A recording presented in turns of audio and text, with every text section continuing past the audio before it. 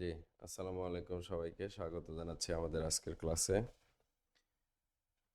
Pre cadet ব্যাচে প্রথম ক্লাসে সবাইকে স্বাগত। গতকাল আমাদের হচ্ছে ওরিয়েন্টেশন ক্লাস ছিল, কিভাবে হচ্ছে আমাদের টেকনিক্যাল বিষয়গুলো করব সেটা হচ্ছে আমরা একটু বোঝানোর চেষ্টা করেছি। আজকে আমরা মূল আলোচনায় যাব। আমাদের যে কোর্স প্ল্যান সেটা আগে একটু বুঝায় নেই। আমাদের কোর্স প্ল্যানটা চেক করলেই দেখা যাবে ক্লাস নং 1 2 3 4 এইভাবে হচ্ছে দেওয়া আছে কোন দিন কি আলোচনা করা আছে।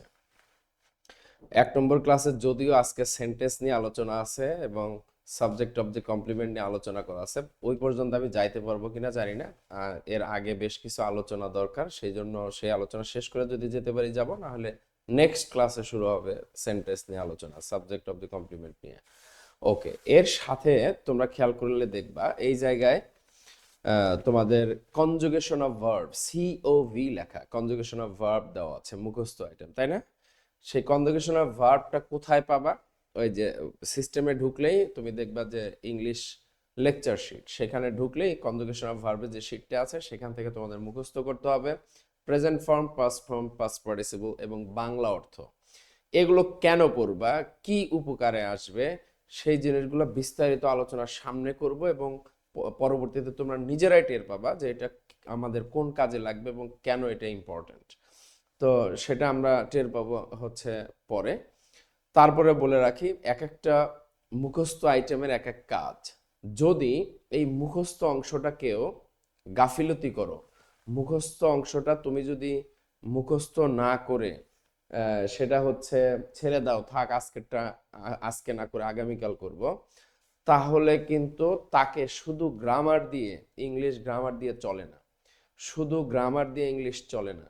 ইংলিশে পারফেক্ট হতে গেলে তোমাকে গ্রামারের পাশাপাশি প্রচুর ভোকাবুলারি এনরিচ করতে হবে। এখন এই শব্দ ভান্ডার বৃদ্ধি করা, এটা অনেক ওয়ে আছে এবং প্রত্যেকটা আইটেমের এক একটা কাজ আছে, ফাংশন আছে। সে ফাংশনগুলো বিস্তারিত আমরা আলোচনা পরবর্তীতে ধারাবাহিকভাবে করব। আপাতত তোমার উপরে নির্দেশনা হচ্ছে যে অংশটুকু মুখস্থ করার অংশ, সে অংশটুকু অবশ্যই তোমাকেই মুখস্থ করতে হবে। এখন এখানে এমন কেউ আছো কি যে মুখস্থ অংশটুকু আমি করে দিলে তোমার লাভ হবে? তাহলে তারা আমাকে হোয়াটসঅ্যাপে হলো মেসেজ পাঠায়ও, স্যার মুখস্থ অংশটুকু, আমার অংশটুকু আপনি মুখস্থ করে দিলে লাভ হবে। তাহলে তারটা আমি মুখস্থ করে দিব, লাভ হবে? কোনো লাভ হবে না। মুখস্থ অংশ একান্তই তোমার, এই অংশটুকু একান্তই তোমার ব্যক্তিগত, তোমাকেই করতে হবে। আর বাকি যে বুঝানোর বিষয়টা, সেটার দায়িত্ব সম্পূর্ণ আমার। তোমাকে বুঝাইই ছাড়বো, মানে রস্যই যুক্ত, না বুঝায় এখান থেকে একজন শিক্ষার্থীকেও ছাড়া হবে না ইনশাল্লাহ। মানে বুঝতেই হবে, বুঝিয়েই তোমাকে ছাড়া হবে ইনশাল্লাহ। তো এই যে আমরা এতক্ষণ যে পেঁচাল পারলাম, এখন এই পেঁচালগুলো খুব সহজে তোমরা বুঝছো না।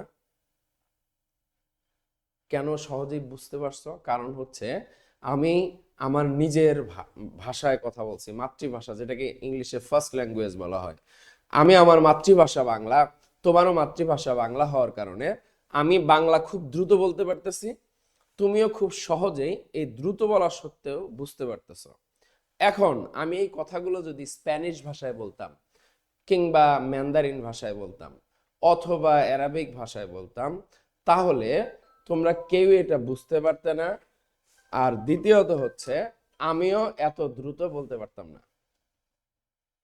তাহলে ইংরেজি ভাষায় আমি হয়তো কথা বলতে পারবো, বাংলার মতো দ্রুত না হইলেও কাছাকাছি যেতে পারবো, কিন্তু এইটা শেখার জন্য আমাকে কিছু সুনির্দিষ্ট নিয়ম কানুনের মধ্য দিয়ে যেতে হবে।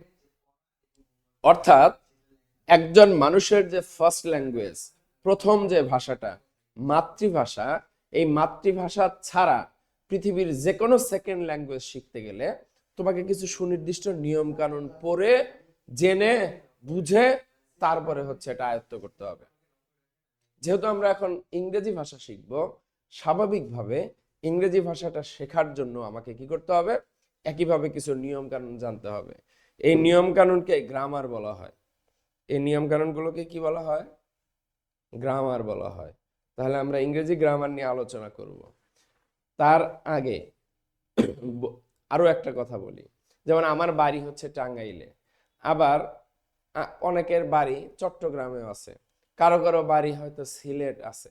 এখন আমি যদি চট্টগ্রামের ভাষায় কথা বলি, সিলেটি ভাষায় কথা বলি, বা নোয়াখালীর ভাষায় কথা বলি, সবাই কি সেই বাংলা ভাষা বুঝতে পারবে?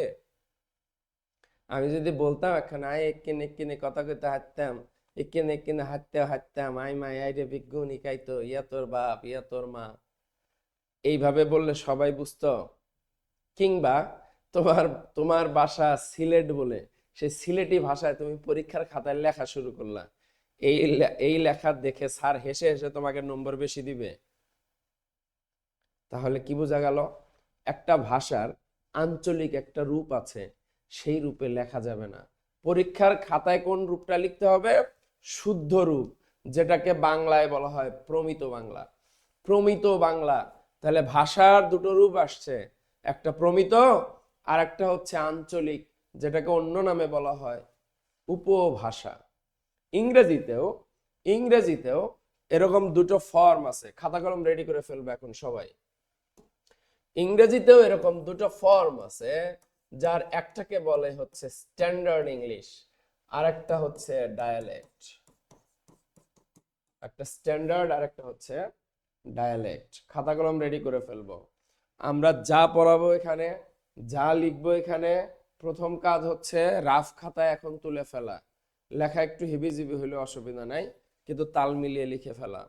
কিন্তু ক্লাস শেষ, সব ক্লাস শেষ, একটা নোট খাতা রেডি করতে হবে।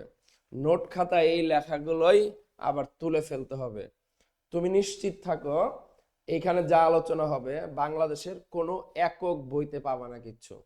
সেটা তুমি রেন অ্যান্ড মার্টিন বলো, সেটা পিসি দাস বলো, সেটা তুমি বাংলাদেশের অন্য যে কোনো গ্রামার বই বলো, কোনো একক বইতেই আলোচনা পাবা না।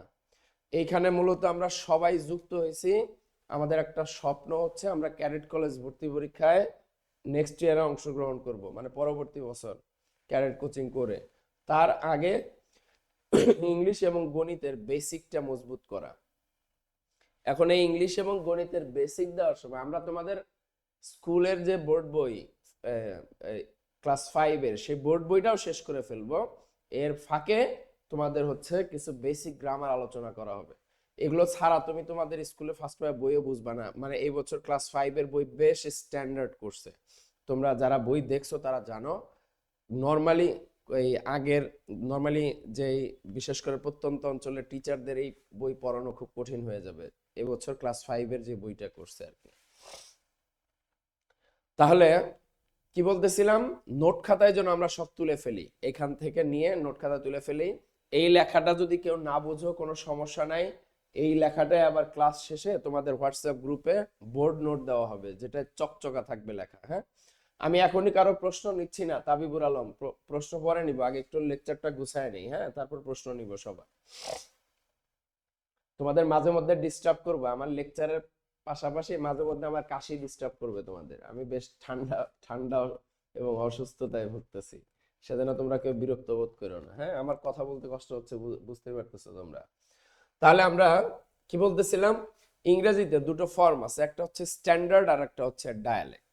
স্ট্যান্ডার্ড ফর্মটাকে বাংলায় বলা হয় প্রমিত বাংলা, প্রমিত মানে প্রমিত ভাষা। আর ডায়ালেক্টকে বলা হয় হচ্ছে উপভাষা বা আঞ্চলিক ভাষা। এখন আমরা যেটা একটু আগে বলতেছিলাম, যে আমার বাড়ি সিলেট হইলেই, ফরিদপুর হইলেই, কিংবা নোয়াখালী হইলেই আমি যেরকম আমার আঞ্চলিক ভাষায় পরীক্ষার খাতায় লিখতে পারি না, একইভাবে ইংরেজিতেও তুমি চাইলেই ডায়ালেক্ট ফর্ম লিখতে পারবা না। তুমি ডায়ালেক্ট ফর্ম কেবলমাত্র বলতে পারবা, তাও সব জায়গায় না। কেন সব জায়গায় না সেটার ব্যাখ্যা দিচ্ছি একটু পরে। আমাকে পরীক্ষার খাতায় সবসময় স্ট্যান্ডার্ড ইংলিশ লিখতে হবে। কি ইংলিশ? স্ট্যান্ডার্ড। এখন স্ট্যান্ডার্ড এবং ডায়ালেক্টের মধ্যে দুই একটা পার্থক্য দেখাই। যেমন জুনো, জুনো, DUNNO, জুনো, এটা একটা উপভাষা, ডায়ালেক্ট ফর্ম, যেটাকে স্ট্যান্ডার্ডে রূপান্তর করলে আসে ডু নট নো। অর্থাৎ আই ডু নো শব্দের অর্থ হচ্ছে আমি জানি না। এটা তুমি চাইলে বলতে পারবা, স্পোকেন ইংলিশে ব্যবহার করা যাবে, কিন্তু এটা পরীক্ষার খাতায় লেখা যাবে না। পরীক্ষার খাতায় লেখার সময় তোমাকে এটাই লিখতে হবে, আই ডু নট নো। কারণ এটা হচ্ছে স্ট্যান্ডার্ড ইংলিশ আর এটা হচ্ছে উপভাষা বা ডায়ালেক্ট ফর্ম। একইভাবে এরকম আরো কিছু আছে, দেখো বনা অথবা গনা ইত্যাদি। গনা এর স্ট্যান্ডার্ড ফর্ম হচ্ছে গোয়িং টু, অথবা ওয়ানা এর স্ট্যান্ডার্ড ফর্ম হচ্ছে ওয়ান টু। তাহলে আমরা কি বুঝলাম? আমরা কি বুঝলাম যে আমাদের পরীক্ষার খাতায় কোন কোন ইংলিশকে ফলো করতে হবে? Standard English. আমরা ডায়ালেক্ট ফর্ম ইউজ করতে পারবো না। ডায়ালেক্ট ফর্ম কেবলমাত্র কোথায় ব্যবহার করা যাবে? কথা বলার সময়।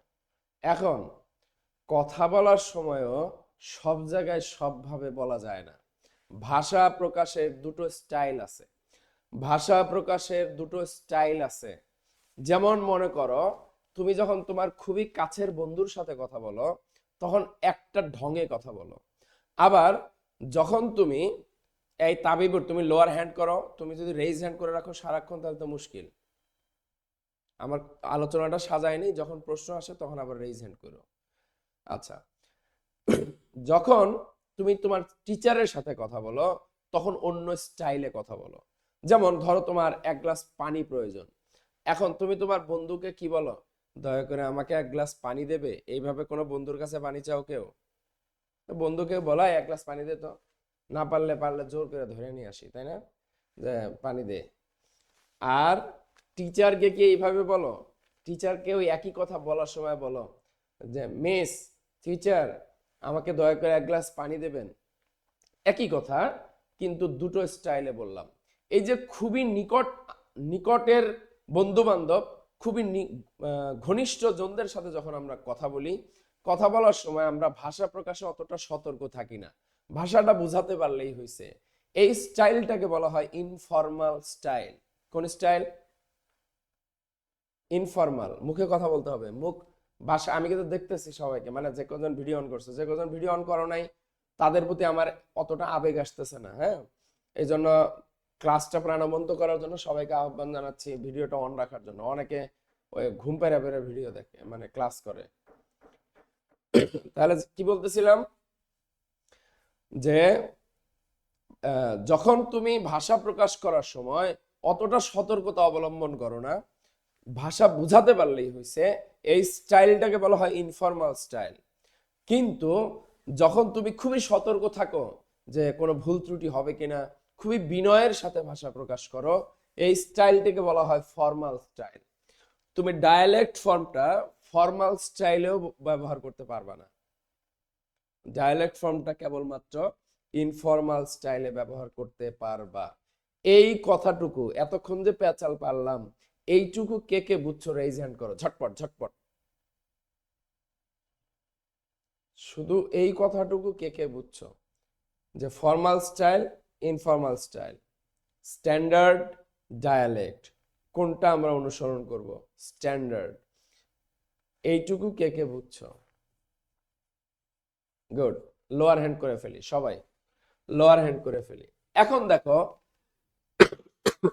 ইংরেজিতে যে স্ট্যান্ডার্ড ফর্ম, এই স্ট্যান্ডার্ড ফর্ম আবার দুইটা। দ্রুত লোয়ার হ্যান্ড করো সবাই, দ্রুত লোয়ার হ্যান্ড করতে হবে।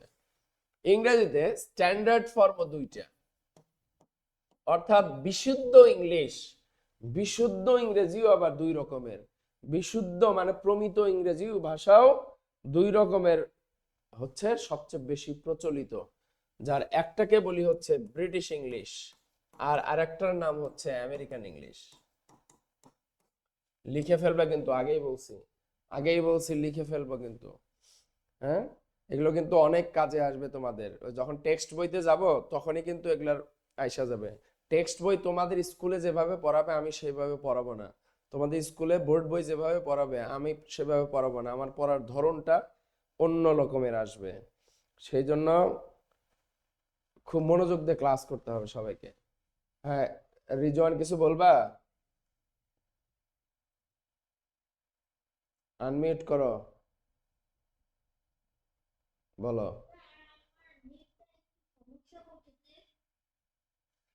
তাহলে এখন আমি কি করতে পারি? তোমার নেট সমস্যা হলে আমি কি করতে পারি? তাহলে একটু ধৈর্য ধরো, এটা রেকর্ডেড ক্লাস যাবে টেলিগ্রামে, টেলিগ্রামে রেকর্ডেড ক্লাস যাবে, তখন হচ্ছে এটা পাবা। হ্যাঁ, ওকে, এখন দেখো ব্রিটিশ এবং আমেরিকান ইংলিশের মধ্যে আমরা কোনটাকে ফলো করব? মনে রাখবো আমরা এই যে বাংলাদেশ, ভারত, শ্রীলঙ্কা, পাকিস্তানের কিছু অংশ, এই অংশটা এক সময় ব্রিটিশরা শাসন করত। এই ব্রিটিশরা শাসন করার কারণে এই দেশের যত স্কুল কলেজ মাদ্রাসা সবগুলো ব্রিটিশ কেন্দ্রিক, এবং বাংলাদেশের যত বই হয় এনসিটিভি কর্তৃক, কিংবা যে সিলেবাস প্রণয়ন করা হয়, কিংবা যে প্রশ্নপত্র প্রণয়ন করা হয়, সবগুলোকে ব্রিটিশ ইংলিশকে অনুসরণ করে। যার কারণে আমাদেরকে সবসময় স্ট্যান্ডার্ড ফর্ম আমেরিকানটাও বিশুদ্ধ, কিন্তু আমরা ফলো করব ব্রিটিশ ইংলিশকে। কোন ইংলিশকে? ব্রিটিশ। শুধুমাত্র শুধুমাত্র letter, application, email, letter, application, email, এই তিনটা জায়গায় চাইলে তুমি আমেরিকান ইংলিশ ইউজ করতে পারো। ইমেইল তোমরা ক্লাস 4 পর্যন্ত পাও নাই, বাট এই বছর ক্লাস 5 এর বইতে কিন্তু ইমেইল আসছে। তোমাদের ইমেইল তৈরি করা শিখতে হবে এই বছর ক্লাস 5 এর বইতে। তো আমরা আসবো আলোচনায়। তাহলে আমরা কি কি পাচ্ছি? ব্রিটিশ এবং আমেরিকান ইংলিশের মধ্যে আমরা এখন একটু পার্থক্য দেখব, যে কোন কোন জায়গায় পার্থক্য আছে। কারণ পার্থক্য না বুঝলে তো আমি কোনটা ব্রিটিশ কোনটা আমেরিকান তো বুঝতেই পারবো না। তাহলে আমি লিখবো কিভাবে যে ব্রিটিশ ইংলিশ গুলো লিখতে হবে, তাই না? তো এখানে বেশ কয়েকটা জায়গায় পার্থক্য আছে। যেমন ভোকাবুলারিতে পার্থক্য আছে, কিছু শব্দের পার্থক্য আছে, কিছু স্পেলিং এ পার্থক্য আছে, বানানে, কিছু গ্রামারের পার্থক্য আছে, এবং কিছু বেসিক জায়গায় পার্থক্য আছে। আমরা প্রথমে একটু দেখার চেষ্টা করব যে ভোকাবুলারিতে, শব্দ ভান্ডারে ব্রিটিশ এবং আমেরিকান স্টাইলে কি কি পার্থক্য আছে। আমরা একটু লিখব খুব দ্রুত। আগে কিছু শব্দ লিখব ব্রিটিশ ইংলিশের নিচে। ব্রিটিশ ইংলিশের নিচে আগে কিছু শব্দ লিখব। বিস্কিট,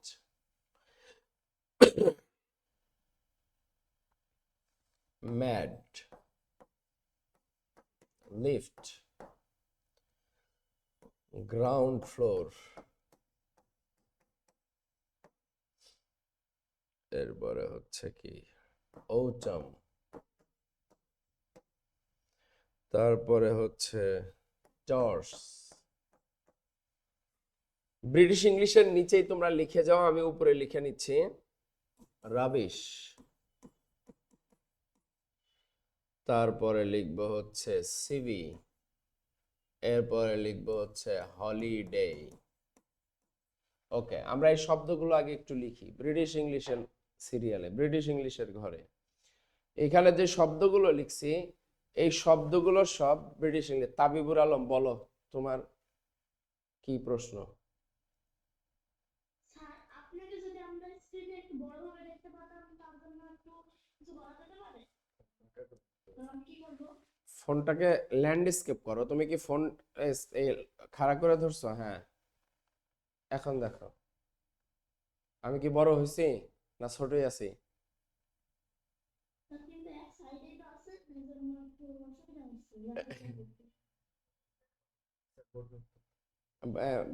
ইয়াটা বোর্ড নোট দিয়ে দিব বাবা, তুমি আপাতত ইয়া করে দেখতে থাকো আর কি, পরে আমি তোমাকে সমাধান দিব না এটা। হ্যাঁ, রিজওয়ান ইসলাম বলো। স্যার, লিখে শেষ। ও, তাহলে অপেক্ষা করো, লেখা শেষ এটা বলার দরকার নেই, রেইজ হ্যান্ড করার দরকার নেই এটার জন্য। ওকে, এখন দেখো ব্রিটিশ ইংলিশে যেটাকে বিস্কিট বলা হয়, ব্রিটিশ ইংলিশে আমরা যেই বিস্কিট খাই, ব্রিটিশ ইংলিশে যেটাকে বিস্কিট বলা হয়, আমেরিকান ইংলিশে সেটাকে বলা হয় কুকি অথবা ক্র্যাকার। কুকি অথবা ক্র্যাকার। তাহলে কুকি শব্দটা হচ্ছে আমেরিকান ইংলিশে ব্যবহৃত হয়, সেই একই জিনিস বোঝাতে ব্রিটিশ ইংলিশে ব্যবহৃত হয় বিস্কিট। ব্রিটিশ ইংলিশে যেই শব্দটা ম্যাড নামে পরিচিত, পাগল, আমেরিকান ইংলিশে সেই শব্দটাই রূপান্তরিত হয়ে যায় ক্রেজি নামে। অর্থাৎ ম্যাড হচ্ছে ব্রিটিশ ইংলিশে ব্যবহৃত শব্দ, একই অর্থ প্রকাশ করতে আমেরিকানরা ব্যবহার করে ক্রেজি। ব্রিটিশরা যেই যন্ত্রটা লিফট বলে, লিফট, যেই যন্ত্রটাকে ব্রিটিশরা লিফট বলে, আমেরিকানরা সেই যন্ত্রটাকেই এলিভেটর বলে। আচ্ছা, এখন যারা লিফট ইউজ করো, নর্মালি লিফট ইউজ করো, তারা কি খেয়াল করছো যে 2 নাম্বার বোতামে চাপ দিলে আমারে 3 নাম্বার তলায় নিয়ে যায়? এটার কারণটা কি? এটার কারণ ব্রিটিশ ইংলিশ আর আমেরিকান ইংলিশ। আজকে শিখবো সেটা, যে কেন লিফটে 3-তে চাপ দিলে আমাকে 4-এ নিয়ে যায়, মানে 4 তলায় কেন নিয়ে যায়। এটার কারণ ব্রিটিশ ইংলিশ আর আমেরিকান ইংলিশ।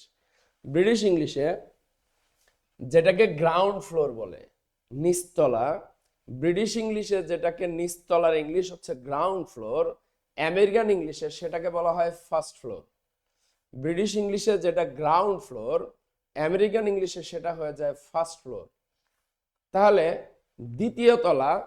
দ্বিতীয় তলা বোঝাতে ব্রিটিশ ইংলিশে হয়ে যায় ফার্স্ট ফ্লোর, ব্রিটিশ ইংলিশে হয়ে যায় ফার্স্ট ফ্লোর, কিন্তু আমেরিকান ইংলিশে সেটা হয়ে যায় সেকেন্ড ফ্লোর।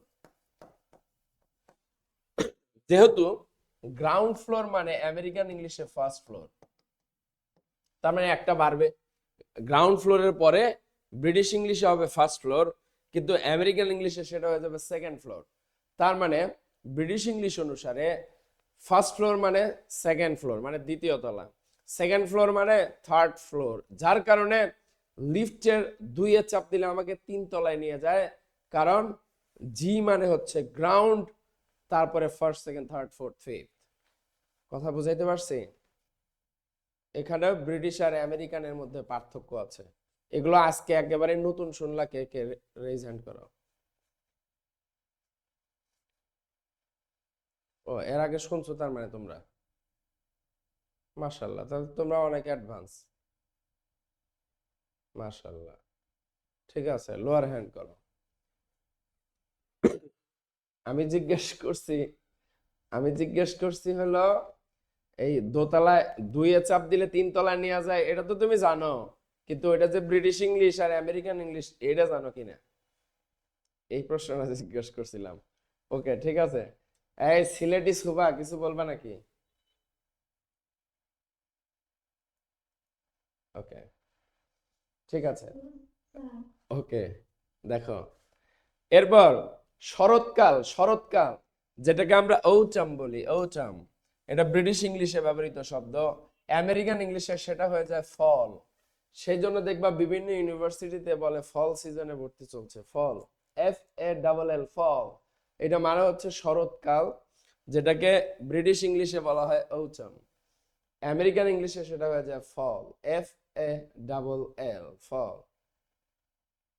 ব্রিটিশ ইংলিশে যেটাকে আমরা টর্চ বলি, টর্চ, এই যে আলো জ্বালানোর জন্য যে টর্চ ব্যবহার করি, আমেরিকান ইংলিশে সেটাকে বলা হয় flash light, flash light.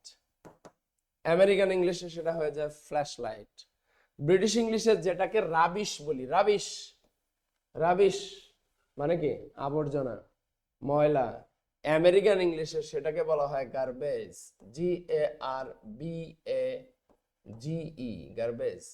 British ইংলিশে যেটাকে বলা হয় রাবিশ, আমেরিকান ইংলিশে সেটা হয়ে যায় গার্বেজ।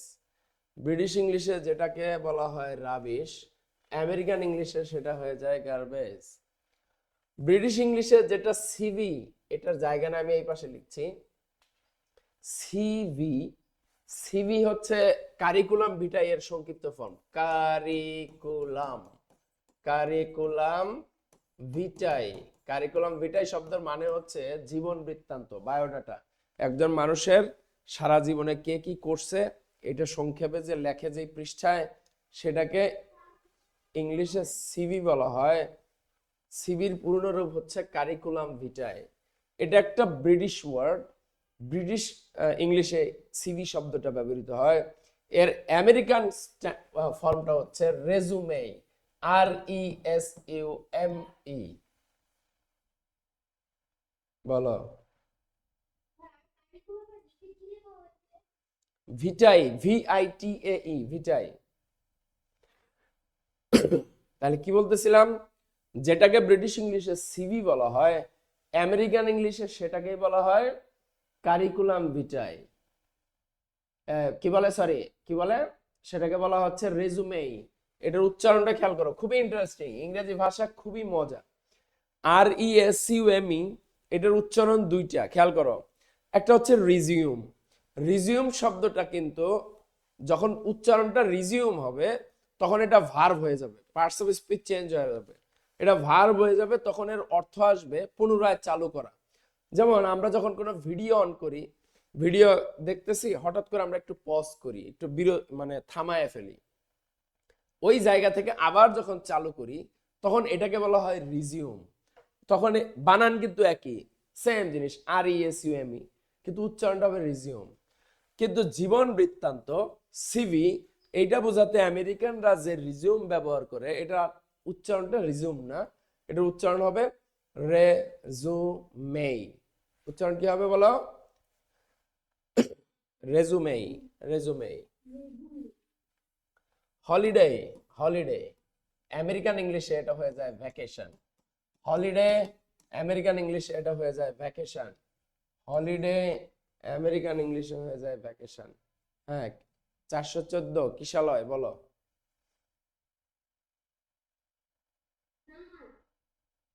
বলো তাড়াতাড়ি বলো। স্যার বলে আবার ঘুমায় পড়লো কেন? হ্যাঁ, কি বলে? হ্যাঁ, এখন বলো তুমি।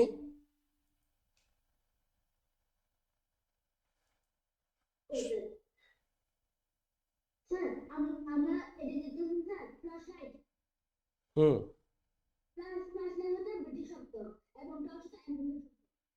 ওকে, মানে টর্চটা হচ্ছে,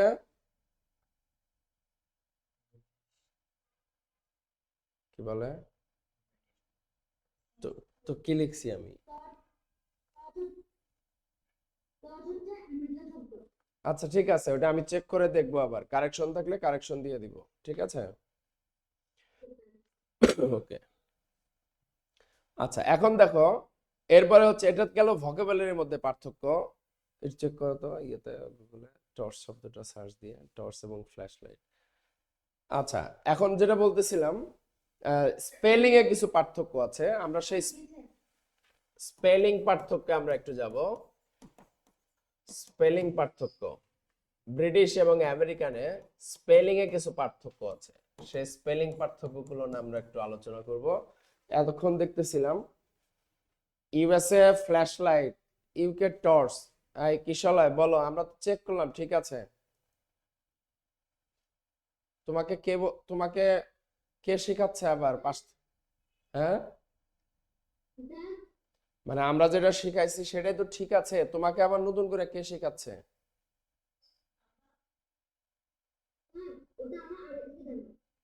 তো আগে থেকে জানো, যেটা ভুল জানো সেটাকে সঠিক করার জন্য তো আমাদের কাছে আসছো।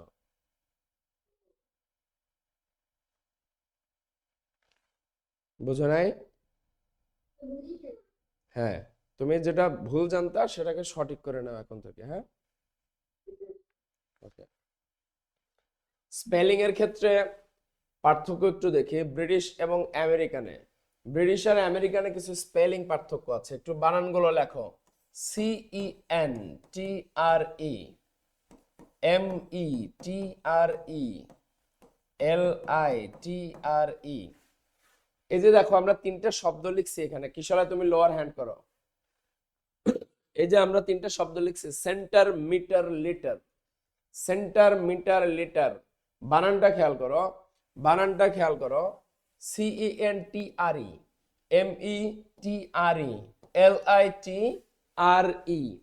এই সেন্টার, মিটার, লিটার বানানটা ব্রিটিশ ইংলিশ অনুসারে এটা ঠিক আছে, কিন্তু আমেরিকান ইংলিশে এটা হয়ে যাচ্ছে CENTER, অর্থাৎ আর ইটা উল্টা হয়ে যাচ্ছে ER।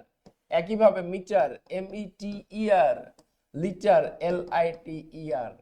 তুমি যখন লিখবা বা তোমাকে যখন বলা হবে সেন্টার বানান কোনটা সঠিক, এটা না এটা, উত্তর হচ্ছে দুটোই সঠিক, দুটোই সঠিক। কিন্তু আমি লিখবো কোনটা? আমি লিখবো সেন্টার, এটা। কেন? কারণ আমাদের বাংলাদেশের স্কুল কলেজ মাদ্রাসায় ব্রিটিশ ইংলিশকে অনুসরণ করা হয়, আমেরিকানকে নয়। এই কথা মনে আছে তো সবার?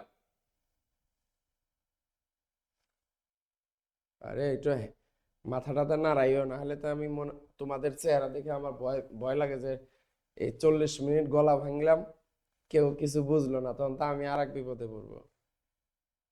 জি স্যার, হ্যাঁ স্যার, একা একাই বললেন, আপনার বডি ল্যাঙ্গুয়েজ দেখলে আমি বুঝবো যে হ্যাঁ আপনি বুঝছেন না, বোঝেন নাই। কিন্তু কিছুই না মানে বললে ভয় লাগে। ওকে, তারপরে দেখো আরো কয়েকটা বানান খেয়াল করো। COLOUR, তারপরে LABOUR, এরপর NEIGHBOUR, কালার, লেভার, নেইভার। এই যে আমরা তিনটা বানান লিখলাম, এই তিনটা বানান খেয়াল করো। তোমরা এগুলো লিখতে হবে, কিন্তু আমি বোর্ড নোট দিয়ে দিব যদিও, কিন্তু এখনো আবার লিখে নিবা, যেন আমাদের মধ্যে দুইবার হয় জিনিসগুলো। কালার, লেভার, নেইভার, এই বানানগুলো একটু খেয়াল করো। এখানে শেষে কি আছে? OUR, OUR, OUR। British English অনুসারে এই বানানগুলো এইরকমই, কিন্তু আমেরিকান ইংলিশে কি হয়ে যাচ্ছে? ইউটা উঠে যাচ্ছে, COLOR। লেবার বানানে LOBOR, নেইবার বানানে NEIGHBOR, ইউটা বাদ যাচ্ছে। যদি জিজ্ঞেস করা হয় কালার বানান কোনটা সঠিক, COLOR এটা নাকি COLOUR এটা, কোনটা? উত্তর হচ্ছে দুটোই সঠিক, দুটোই স্ট্যান্ডার্ড, কিন্তু আমি অনুসরণ করবো ব্রিটিশ, সেই জন্য আমরা লিখবো এটা। বুঝাইতে পারছি? স্পেলিং গুরুত্বপূর্ণ খুবই। কেন? ক্যাডেট কলেজ ভর্তি পরীক্ষায় স্পেলিং থেকে কিন্তু নম্বর আসে, সেই জন্য স্পেলিং গুলো খুব গুরুত্বপূর্ণ, যে কোন বানানটি সঠিক সেটা জানা, এটা খুব গুরুত্বপূর্ণ। লেখা হয়েছে এটা জি স্যার হয়েছে। প্রোগ্রাম বানান খেয়াল করো, PROGRAMME, প্রোগ্রাম। প্রোগ্রাম বানান ব্রিটিশ ইংলিশ অনুসারে এটাই, কিন্তু আমেরিকান ইংলিশে প্রোগ্রাম বানানটা হয়ে যাচ্ছে কিভাবে? PROGRAM, programme. আর স্ক্রিন কেন? হুম হুম। তো কিছুক্ষণ আগে স্ক্রিন কালো হয়ে গেছিল। তামিম সরকার বলো, তামিম সরকার আনমিউট করে বলো। তুমি রেইজ হ্যান্ড করে রাখছো কেন, নাকি ঘুমায় পড়ছো তামিম?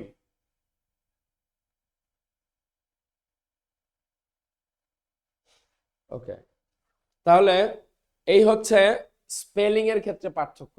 অর্থাৎ ব্রিটিশ সবাই হচ্ছে আবার হ্যাং হয়ে গেল, নেট সমস্যা। ওকে, তাহলে আমরা স্পেলিং এর ক্ষেত্রে আমরা বেশ কিছু পার্থক্য দেখলাম। এইবারে আমরা আসবো একটু তারিখ লেখার ক্ষেত্রে।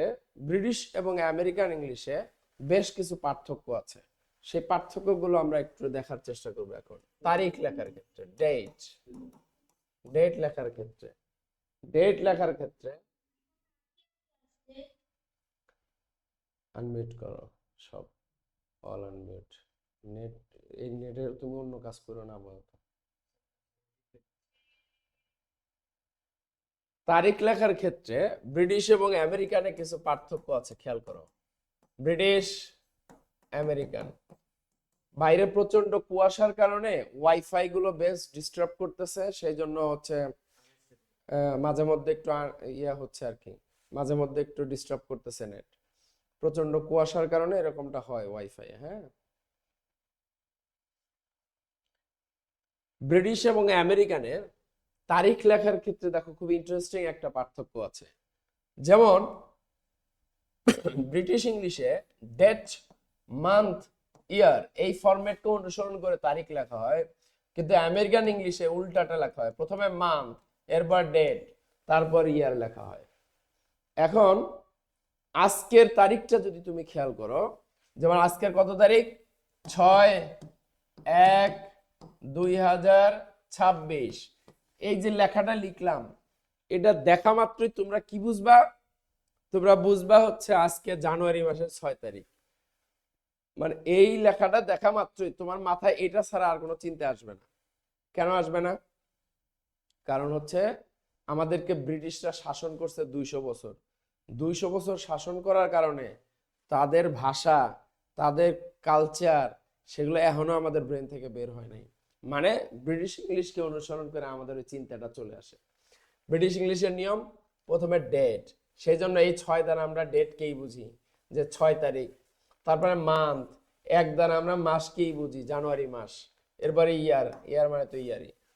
কিন্তু ঠিক এই ডেটটাই যখন কোনো আমেরিকানকে দেখাবা, আমেরিকানকে দেখা মাত্রই ও বলবে আজকে জুন মাসের 1 তারিখ। একই ডেট দেখে আমেরিকানরা কি বলবে আজকে জুন মাসের 1 তারিখ, কারণ কারণ ও প্রথম অংশের দ্বারা সবসময় মাস বুঝে, অর্থাৎ 6 মানে হচ্ছে জুন মাস। দ্বিতীয়টা দ্বারা ডে বোঝে, অর্থাৎ 1 মানে হচ্ছে জুনের 1 তারিখ। এই জন্য যারা এই মুহূর্তে ল্যাপটপে ক্লাস করতেছো, ল্যাপটপের নিচে একটু খেয়াল করে দেখো, নিচে টাইম আছে আর ডেট আছে। ডেটে কি লেখা? যে ল্যাপটপ চালাচ্ছ সে একটু আনমিউট করে বলো। এরকম লেখা আছে না? দেখো তো, 1/6/26 এরকম লেখা কিনা? কেউ ল্যাপটপে ক্লাস করতেছ? নিচে চেক করে দেখো। আচ্ছা, নাই বোধহয়, সব মোবাইলে। ওকে, যাই হোক, তোমার বাসায় যদি ল্যাপটপ বা কম্পিউটার থাকে তাহলে তুমি সেখানে চেক করে দেখতে পারবে। আবার বোধহয় প্রবলেম হচ্ছে নাকি? হ্যাঁ,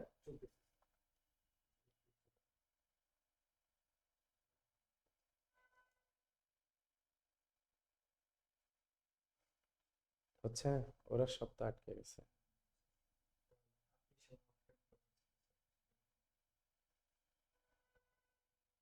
একবারই চলে গেল। হ্যাঁ, এমনকি লিঙ্ক দেওয়া লাগবে আবার?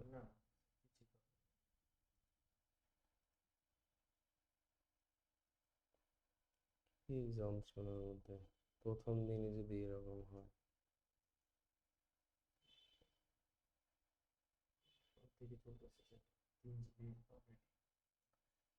হুম, আছে তোমার ডেটা আছে?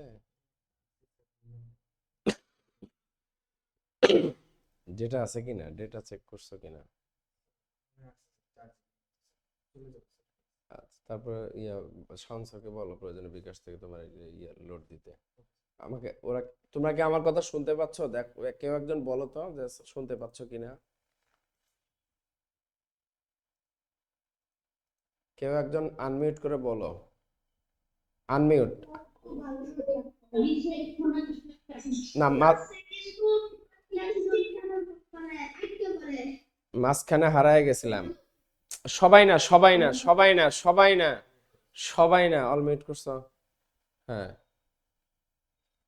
আহ, এখন হচ্ছে যেমন ইয়া বলো, তামিম সরকার বলো, শুনতে পাচ্ছ? তো তামিম সরকার তো আগে থেকে ইয়া করা। বাহার ভাই, একটু একটু রেসপন্ড করবেন, শোনা যাচ্ছে কিনা আনমিউট করে?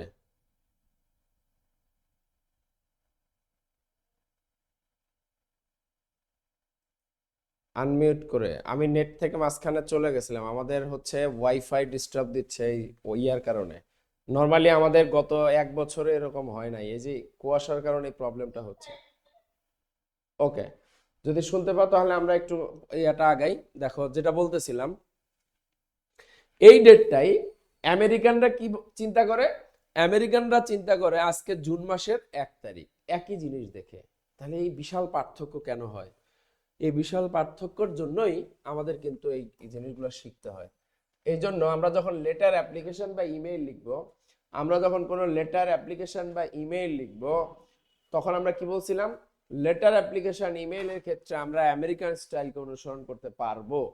তো আমেরিকান স্টাইলে যেহেতু অনুসরণ করব, স্বাভাবিকভাবে তখন ডেটটাও আমেরিকান স্টাইলে লিখতে হবে। এবং আমেরিকান ডেট লেখার সময় নিয়ম, প্রথমে মাসের নামের প্রথম 3 লেটার, এরপর ডেট, তারপরে বছর, এইভাবে লিখব। জানুয়ারি 6, 2026। কেউ চাইলে এটাও লিখতে পারবা 6 জানুয়ারি 2026। এটাও সঠিক, কিন্তু এটা ব্রিটিশ ইংলিশ অনুসারে, এটা ব্রিটিশ ইংলিশ অনুসারে, আর এই ডেটটা হচ্ছে আমেরিকান ইংলিশ অনুসারে। ক্লিয়ার কথা সবার?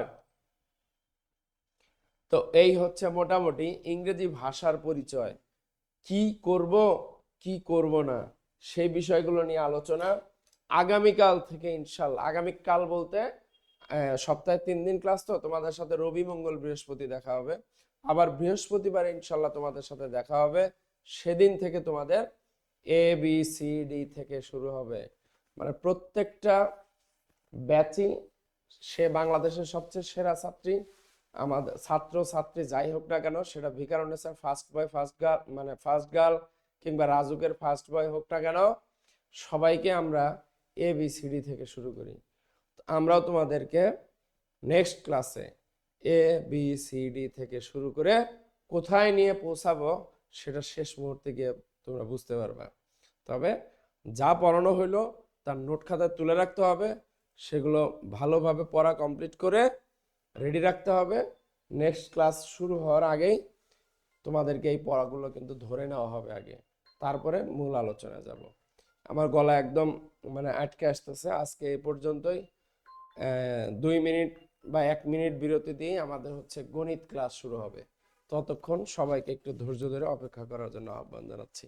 আসসালামু আলাইকুম রহমতুল্লাহ বরকাত। ঠিক আছে। আসসালামু আলাইকুম। শাহিন ক্যাট কোচিং অনলাইন প্রোগ্রামে সকলকে স্বাগত। সকলে কেমন আছো তোমরা? তোমরা কি কথা বলতে পারতেছো না? হ্যাঁ হ্যাঁ হ্যাঁ, ওয়ালাইকুম আসসালাম। তোমাদেরকে আনমিউট হওয়ার সুযোগ দেওয়া হয়েছে। আচ্ছা আচ্ছা আচ্ছা, আশা সকলকেই দেখতে পাচ্ছি, দুই একজনকে আমি ভিডিও মোডে দেখতে পাচ্ছি না। হ্যাঁ, ওয়ালাইকুম আসসালাম। আশা করি যারা ভিডিও মোডে নাই তারা তোমরা ভিডিও মোডে চলে আসবে। এবং কারো কারো নাম আমি আসলে নামটা দেখতে পাচ্ছি না। একজনের নাম স্যামসাং, এরকম আছে, দুই একজন আছে। তো তোমরা তো গতকাল ওরিয়েন্টেশন ক্লাস মনে হয় করেছো। যারা ওরিয়েন্টেশন ক্লাস করেছো তারা তো মানে বিষয়গুলো বুঝেছো। আর যারা করো নাই, আমি একটু বলে নিই তোমাদের। দেখবা যে ওই পার্টিসিপেন্টে ক্লিক করলে যেখানে যে সংখ্যা দেখাচ্ছে ওখানে ক্লিক করলেই তোমার নামটা চলে আসবে। জাস্ট ওখানে ক্লিক করলে অনেকগুলো অপশন পাবা, তার মধ্যে একটা অপশন হলো রিনেম। ওই রিনেমে গেলেই তুমি তোমার নামটা রিনেম করে লিখতে পারবা। ঠিক আছে? তাহলে যাদের নামগুলো এখনো রিনেম করতে পারো না, আশা করি তোমরা রিনেম করে ফেলবা। ঠিক আছে? আচ্ছা, আর গত ক্লাস, জি, কে কথা বল? আমরা বলছে যেই শীট থেকে পড়েছিলাম এবারও কি সেই শীট থেকেই পড়বো? হ্যাঁ সুবা, হ্যাঁ, পঞ্চম শ্রেণীর বইটা কিছুটা চেঞ্জ হয়েছে, আমরাও শীটটা কিছুটা চেঞ্জ করেছি আর কি। আহ, আগের মতোই আছে। ঠিক আছে, বইটা চেঞ্জ হয়েছে কিছুটা। পড়া আমরা শুরু করলে আসলে দেখতে পারবা তোমরা।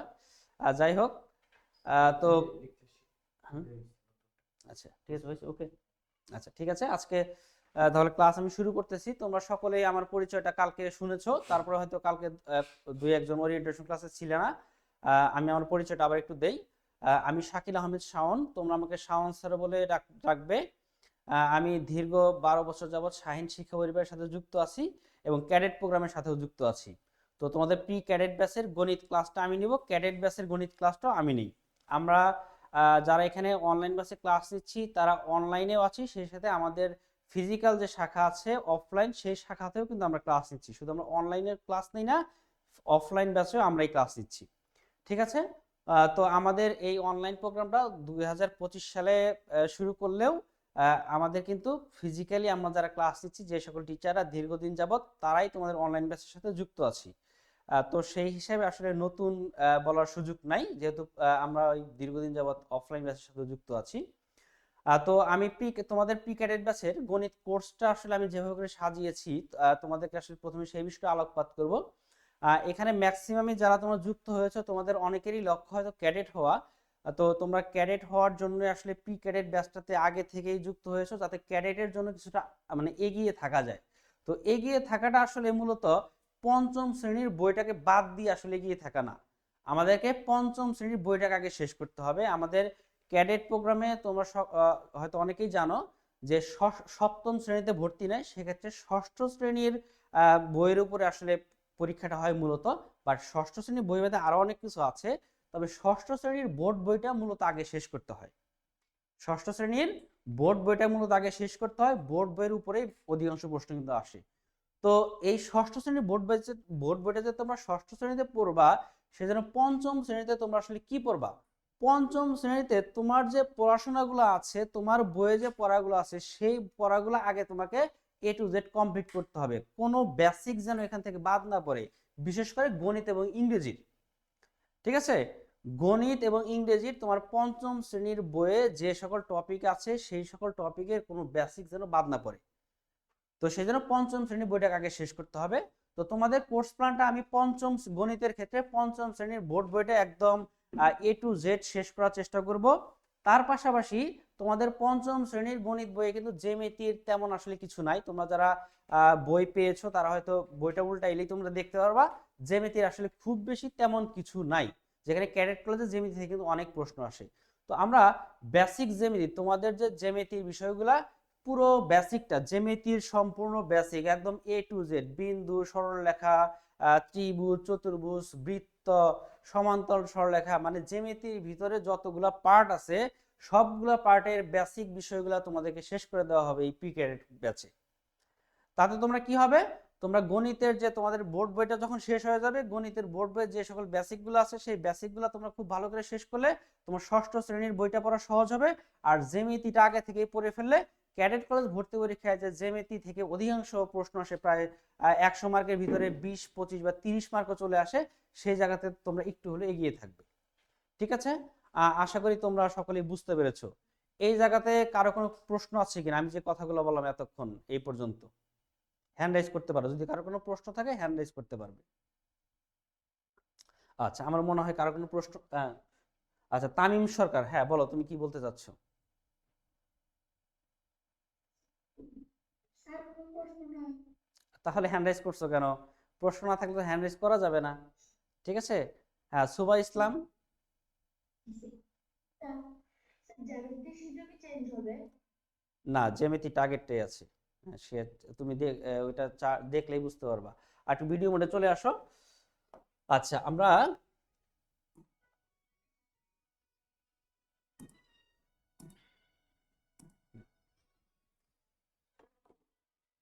তাহলে প্রথমে আমরা আমাদের প্রি ক্যাডেট প্রোগ্রামের আমাদের যে লেসন প্ল্যানটা আছে আমরা আসলে কিভাবে করে পড়বো সেই বিষয়গুলো আমি তোমাদের একটু দেখিয়ে নিই, একটু জাস্ট বুঝিয়ে নিই, তাহলে তোমাদের বুঝতে সুবিধা হবে। দেখো,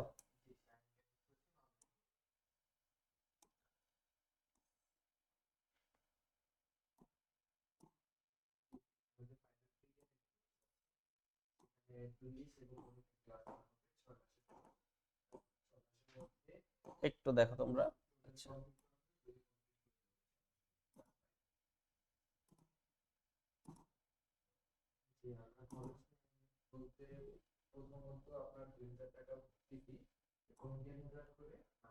আচ্ছা খেয়াল করো, আমাদের ক্লাস নং 1 অনুশীলনী 1 এর 1 থেকে 6 পৃষ্ঠা বোঝানো, ক্লাস নং 2 1 এর 7 থেকে 14, ক্লাস নং 3 15 থেকে 16 পৃষ্ঠা, ক্লাস নং 4 অনুশীলনী 1 এর শীট আলোচনা। আমাদের প্রত্যেক অধ্যায়েরই শীট দেওয়া আছে। তাহলে এই বইয়ের চ্যাপ্টারটা শেষ করার পরে আমরা শীট আলোচনা করব। এরপরে ক্লাস নং 5 বেসিক জ্যামিতি পার্ট 1 আলোচনা। আমাদের একটা শীট আছে, দেখবা তোমরা বেসিক জ্যামিতি, সেই বেসিক জ্যামিতির পার্ট 1 এ যে সকল বিষয়গুলো আছে সেই সকল বিষয়গুলো আমরা আলোচনা করব। তাহলে তোমরা নিশ্চয়ই এতক্ষণে বুঝে ফেলেছো আমি আসলে কি আলোচনা করব। প্রথমত তোমাদের প্রত্যেক বইয়ের প্রত্যেকটা চ্যাপ্টার আগে আলোচনা শেষ করব, তারপর আমাদের শীটটা আলোচনা শেষ করব, শীটের আলোচনা শেষ করার পরের দিনই থাকবে বেসিক জ্যামিতি। এভাবে করে দেখো, এই যে 6, 7, 8, 9 এই 4টা ক্লাসে এই অধ্যায় 2 আলোচনা করা হবে। এবার 10ম ক্লাসে যে তোমাদের বেসিক জ্যামিতি পার্ট 2 আলোচনা করা হবে। ঠিক আছে, তো তোমরা এইভাবে করে আমি আসলে তোমাদের কোর্সটাকে এগিয়ে নিয়ে যাব। এরপরে এই যে আমাদের শীট নং 1, তোমাদের প্রথম চ্যাপ্টারটা হলো গুণ ও ভাগ। তাহলে যে শীট নং 1 এ গুণ আছে, প্রথমে প্রত্যেকটা শীটে কি থাকবে, প্রাথমিক আলোচনা থাকবে, এই অধ্যায়ে কি কি আলোচনা দরকার সেগুলা। এরপরে সংক্ষিপ্ত প্রশ্নগুলো থাকবে, কি কি সংক্ষিপ্ত প্রশ্ন আসলে এখানে আসতে পারে বা পড়া জরুরি। এরপরে এরকম শূন্যস্থান পূরণ থাকবে। এরপরে আমাদের বহু নির্বাচনী প্রশ্ন থাকবে কিছু। তোমরা অনেকেই বৃত্তি পরীক্ষা দিবা, সেই জন্য আমাদের বৃত্তি ও সমাপনী পরীক্ষার যে সকল বহু নির্বাচনী প্রশ্ন আছে সেগুলো অ্যাড করা আছে। এরপরে বৃত্তি ও সমাপনী পরীক্ষার সংক্ষিপ্ত প্রশ্ন। তো এভাবে করে আমাদের প্রত্যেকটা শীট, ঠিক আছে, আমাদের প্রত্যেকটা শীট, যেমন এটা গুণের চ্যাপ্টার চলে গেল, এরপরে ভাগ আসছে, এই যে প্রত্যেকটা চ্যাপ্টারে এভাবে করে শীটগুলোকে আমরা সুন্দর করে সাজিয়েছি তোমাদের জন্য। ঠিক আছে, তোমরা এই শীটগুলো কি করতে হবে, আমাদের ওয়েবসাইট থেকে ইউজার আইডি পাসওয়ার্ড দিয়ে লগ ইন করে তোমরা কি করবা, এই শিটগুলো তোমরা ডাউনলোড করে নিতে হবে। ঠিক আছে, ডাউনলোড করে প্রিন্ট করে নিবা। আচ্ছা, এখন আমরা আজকের ক্লাসটা শুরু করব। আচ্ছা, আজকের ক্লাসটা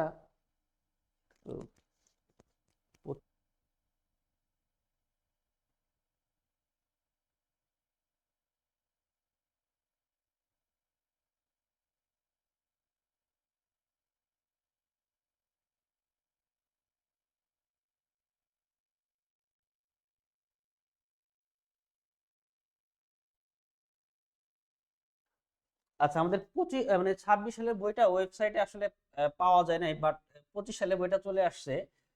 তো বইটা আসলে আমরা ডাউনলোড করে নিতে হবে। তো আমরা আসলে প্রথমে তাহলে একটু চেঞ্জ করে ফেলি, তোমাদের শীটটা আলোচনা আসলে একটু প্রথমে করি আজকের ক্লাসটার জন্য, যেহেতু আমরা বইটা আসলে আহ, পাই নাই। বইটা তোমাদের না দেখাইলে আসলে ক্লাসটা ঠিকভাবে কন্টিনিউ করতে পারবো না, যদিও তোমাদের কাছে বই আছে।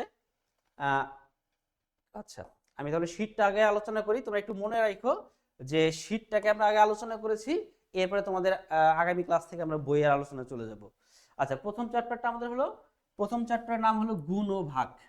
আচ্ছা, গুণ ও ভাগের সাথে তো তোমরা সকলেই পরিচিত আছো, তাই না? গুণ ও ভাগ পারো না এমন কেউ কি আছো এখানে? নাই, তাই না? থাকার কথা না। আচ্ছা, যাই হোক, তো গুণ এবং ভাগের ক্ষেত্রে তোমাদের যে বিষয়গুলো লাগে, কোন বিষয়টা লাগে সবার আগে? নামতা। কি লাগে? নামতা। তো তোমাদের গুণ এবং ভাগের ক্ষেত্রে সকলকে নামতা আসলে ভালো করে জানতে হবে। সেক্ষেত্রে নামতার ক্ষেত্রে 2 থেকে 15 ঘর, 2 থেকে 15 এই নামতাগুলো তোমাদেরকে জানতে হবে। আচ্ছা, 2 থেকে 15 ঘর পর্যন্ত নামতা মুখস্থ আছে কার কার? একটু হ্যান্ড রাইজ করো তো। 2 থেকে 15। আচ্ছা, অনেকেই দেখতে পাচ্ছি 2 থেকে 15 পর্যন্ত নামতা মুখস্থ আছে। ঠিক আছে, তোমাদেরকে ধন্যবাদ। আচ্ছা, 2 থেকে 15 না, 2 থেকে 12 পর্যন্ত আছে কার কার? দেখি এবার হ্যান্ড রেজ করো তো, 2 থেকে 12।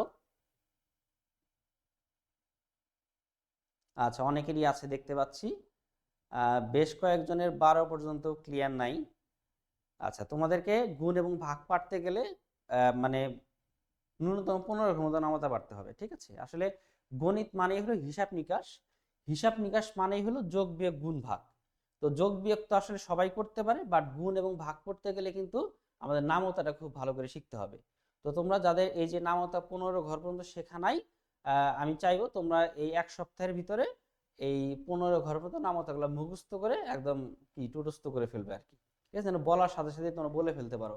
তোমরা আসলে এইভাবে করে মুখস্থ করার চেষ্টা করবা। যেমন ধরো আমি যদি 8 ঘরের নামতা বলি, এইভাবে করে 8 একে 8, 8 দুগুণে 16, 3 8 24, তাই না? 4 8 32, 5 8 40, এভাবে করে আমি শেষ করব।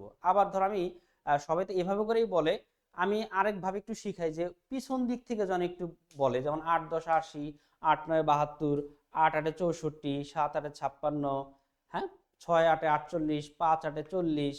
এই যে একবার আমি সামনের দিক থেকে বললাম, আরেকবার পিছন দিক থেকে বললাম, তা দুইভাবে আমি প্র্যাকটিস করলাম। আরেকটা প্র্যাকটিস কিরকম, আমি যে নামতাগুলো শিখছি এখান থেকে নিজে নিজে আমি বলবো যে 5 8 40, আচ্ছা 6 8 48, 5 11 55, 6 12 72, ঠিক আছে, 7 13 91, 3 9 27। মানে আমার মনের ভিতরে যেটা আসতেছে আমি সেটাই বলতেছি, কোনো ঘরের নামতা না। আমি মানে যেগুলা শিখছি সেখান থেকে আমি যেটা মনে আসতেছে সেটাই বলতেছি। তো আমরা যদি এই খাতায় মুখস্থ করে খাতায় লিখি এবং এই 3 ভাবে প্র্যাকটিস করি, আমি মনে করি কোনো নামতাই কারো আসলে মুখস্থ করতে বাকি থাকবে না। এবং মানে তোমার একটা অঙ্ক দেখার সাথে সাথে তুমি এখানে দেখছো 9 8 3, তাহলে তোমার মাথায় মানে অটোমেটিক চলে আসবে 3 9 27। তোমাকে 9 ঘরে নামতা বলতে হবে না যে 9 1 9, 9 2 18, 3 9 27। এটা কিন্তু একটা টেকনিক যে পরীক্ষার হলে তোমার হিসাবটাকে তাড়াতাড়ি করার জন্য। হিসাব যদি তাড়াতাড়ি করতে না পারো, গণিতের ক্ষেত্রে তো আসলে সময়টা সেভ করা যাবে না। তো ক্যাডেট পরীক্ষায় কিন্তু খুব অল্প সময়ের ভিতরে উত্তর শেষ করতে হয়। সেই জন্য হিসাব নিকাশটা মানে তাড়াতাড়ি লেখার মানে লেখাটাও জরুরি। আবার হিসাব নিকাশটা তাড়াতাড়ি না হলে তার তাড়াতাড়ি লিখতে পারবো না, সেজন্য হিসাব নিকাশটা তাড়াতাড়ি করতে পারা জরুরি, সেজন্য নামতা লাগবে। তাহলে তোমার মাথায় যখন আমি যেভাবে করে বললাম এইভাবে করে যখন প্র্যাকটিস করবা, ততদিন 9 আর 3 যখনই দেখবা, দেখার সাথে সাথে তোমার মনে আসবে 27। আবার যখন দেখলা তুমি ধরো 8 আর 7 দেখলা, দেখার সাথে সাথে তোমার মাথায় চলে আসবে 56। তোমাকে কিন্তু আর চিন্তা করতে হচ্ছে না যে 7 8 এ কত। এভাবে করে প্র্যাকটিস করলে তোমার এমনিতেই মানে 7 আর 8 দেখার সাথে সাথে তোমার মাথায় 56 চলে আসবে। তাহলে কি তুমি 8 এর নামটা যদি এভাবে করে বলতে থাকো 8 একে 8, 8 দুগুণে 16, 3 8 24, 4 8 32, 5 8 40, 6 8 48, 7 8 56। এই যে তোমার কি কতক্ষণ সময় সময় লাগলো এই 56 7 8 56 বের করতে। তাহলে তোমাকে নামতাটা এমন ভাবে প্র্যাকটিস করতে হবে যাতে তোমার একটা সংখ্যা দুইটা সংখ্যা দেখার সাথে সাথেই তোমার কি হয় ওই গুণফলটা তোমার মাথায় চলে আসে। সবাই কি বুঝতে পেরেছো আমার কথাটা? জি স্যার। আচ্ছা, আশা করি সকলে বুঝতে পেরেছো। তো আমরা আজকের পড়াটা আসলে শুরু করি। তো প্রথমেই গুণের ক্ষেত্রে আমরা আচ্ছা এই 8 গুণ 7, 7 8 56। প্রথমে এই যে আমি যে 8 লিখলাম এটাকে আমি কি বলবো? এটাকে আমি বলবো গুণ্য। এই 7কে কি বলবো? গুণক। আর এই 56কে আমরা কি বলবো? গুণফল। কি বলবো? গুণফল। মানে যে সংখ্যাকে গুণ করা হয়, যে সংখ্যাকে গুণ করা হয় তাকে কি বলা হয়? গুণ্য। যাকে দ্বারা গুণ করা হয় তাকে বলা হবে গুণক। তাকে বলা হবে কি? গুণক। আর গুণ করার পরে যে ফল পাওয়া যাবে তাকে বলা হবে গুণফল। পরীক্ষায় কিন্তু আমাদের এই প্রশ্নগুলো আসে, ক্লাস 5 এ বিশেষ করে আসবে। যে এখানে লেখাই আছে গুণ্য, যে সংখ্যাকে গুণ করা হয় তাকে গুণ্য বলে। গুণক, যে সংখ্যা দিয়ে গুণ করা হয় তাকে গুণক বলে। গুণফল, গুণ্যকে গুণক দিয়ে গুণ করার পর এই যে গুণ্যকে গুণক দিয়ে গুণ করার পরে যে ফলটা পাওয়া যায় তাকে বলা হয় গুণফল। ঠিক আছে? সেই হিসাবে আমাদের এখানে একটা সূত্র দাঁড়াইলো যে এই গুণফল সমান আসলে কি? গুণ্য আর গুণককে গুণ করার পরেই কি আমরা এই গুণফলটা পাইছি। তার মানে গুণফল সমান কি? গুণ্য গুণ গুণক। গুণফল সমান কি? গুণ্য গুণ গুণক। এখন এটা তো নরমালি আমরা সহজে বুঝে ফেললাম যে এই গুণফলটা কিভাবে আসছে।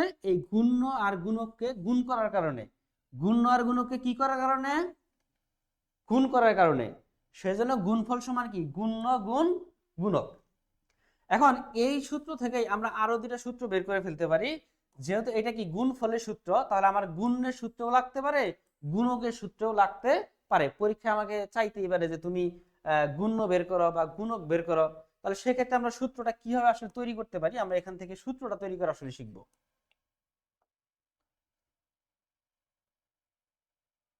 দেখো, গুণফল সমান গুণ্য গুণ গুণক।